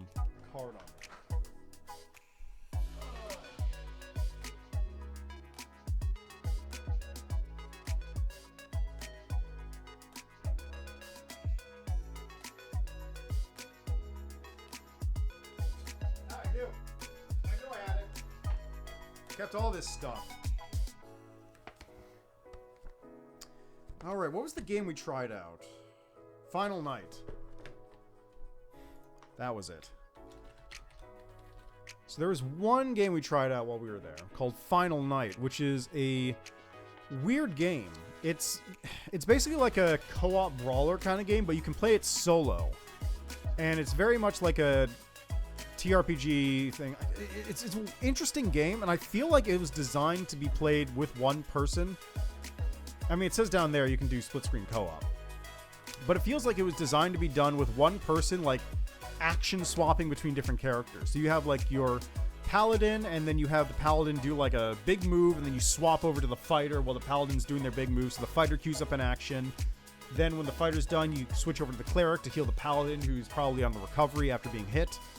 Like a whole bunch of stuff like that. It's pretty neat looking. Worth taking a look at, I feel like. Like, that's the main thought I had behind it. Because if you don't do that, a lot of the characters are very slow and cumbersome. But if you do that, then it's a lot of, like, switching in between characters as you, like, chain their moves together. And that is basically everything I took a look at while at PAX. Nice and quick. There's probably some things I looked at, like, in passing, which I just didn't touch. There's a lot of games that looked cool that I just didn't give a shot at because I didn't have the time or I didn't, like, catch a glimpse of him immediately. But, like, it was a really strong showing for games at PAX this year. A lot of really good games were there. A lot of really cool things. A lot of games I'm really excited for. So, this is going to be a good year for games. And hopefully, next year will be just as strong. So, I am going to leave that there. I am going to take a break. I'll probably be back later to play some Limbus Company. Oh, goddamn. Did it freeze again?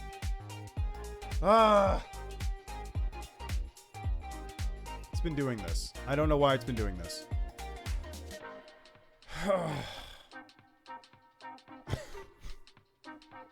I might be back to play some Limbus, depending on how this thing works. I don't even know if the stream's still working.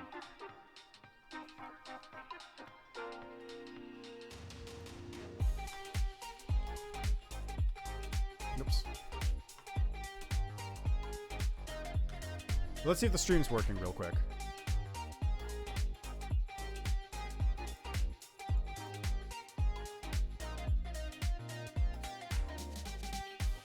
Nope, it's not working.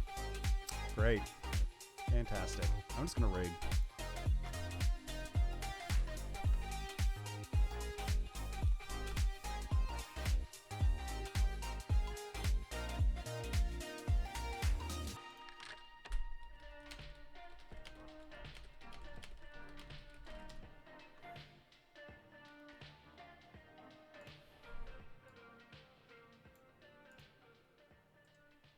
Alright, I'm just gonna raid here then. As a businessman.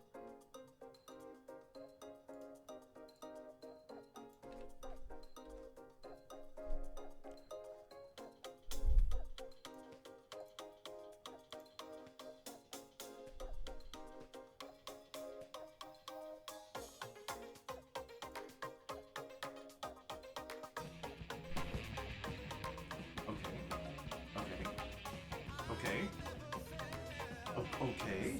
IOTA Corporated my stream with 2 views. Oh shit! Ayo, they coming for our shoes. They want the feet pics. Pen, wrong foot. We are gonna whoop you, motherfucker. How dare you raid me? I have an army! Me! Hey, welcome, Doyo. J-Star, thank you for the, thank you for the raid. Welcome, Raiders. Holy shit, okay. Okay, this game cooks.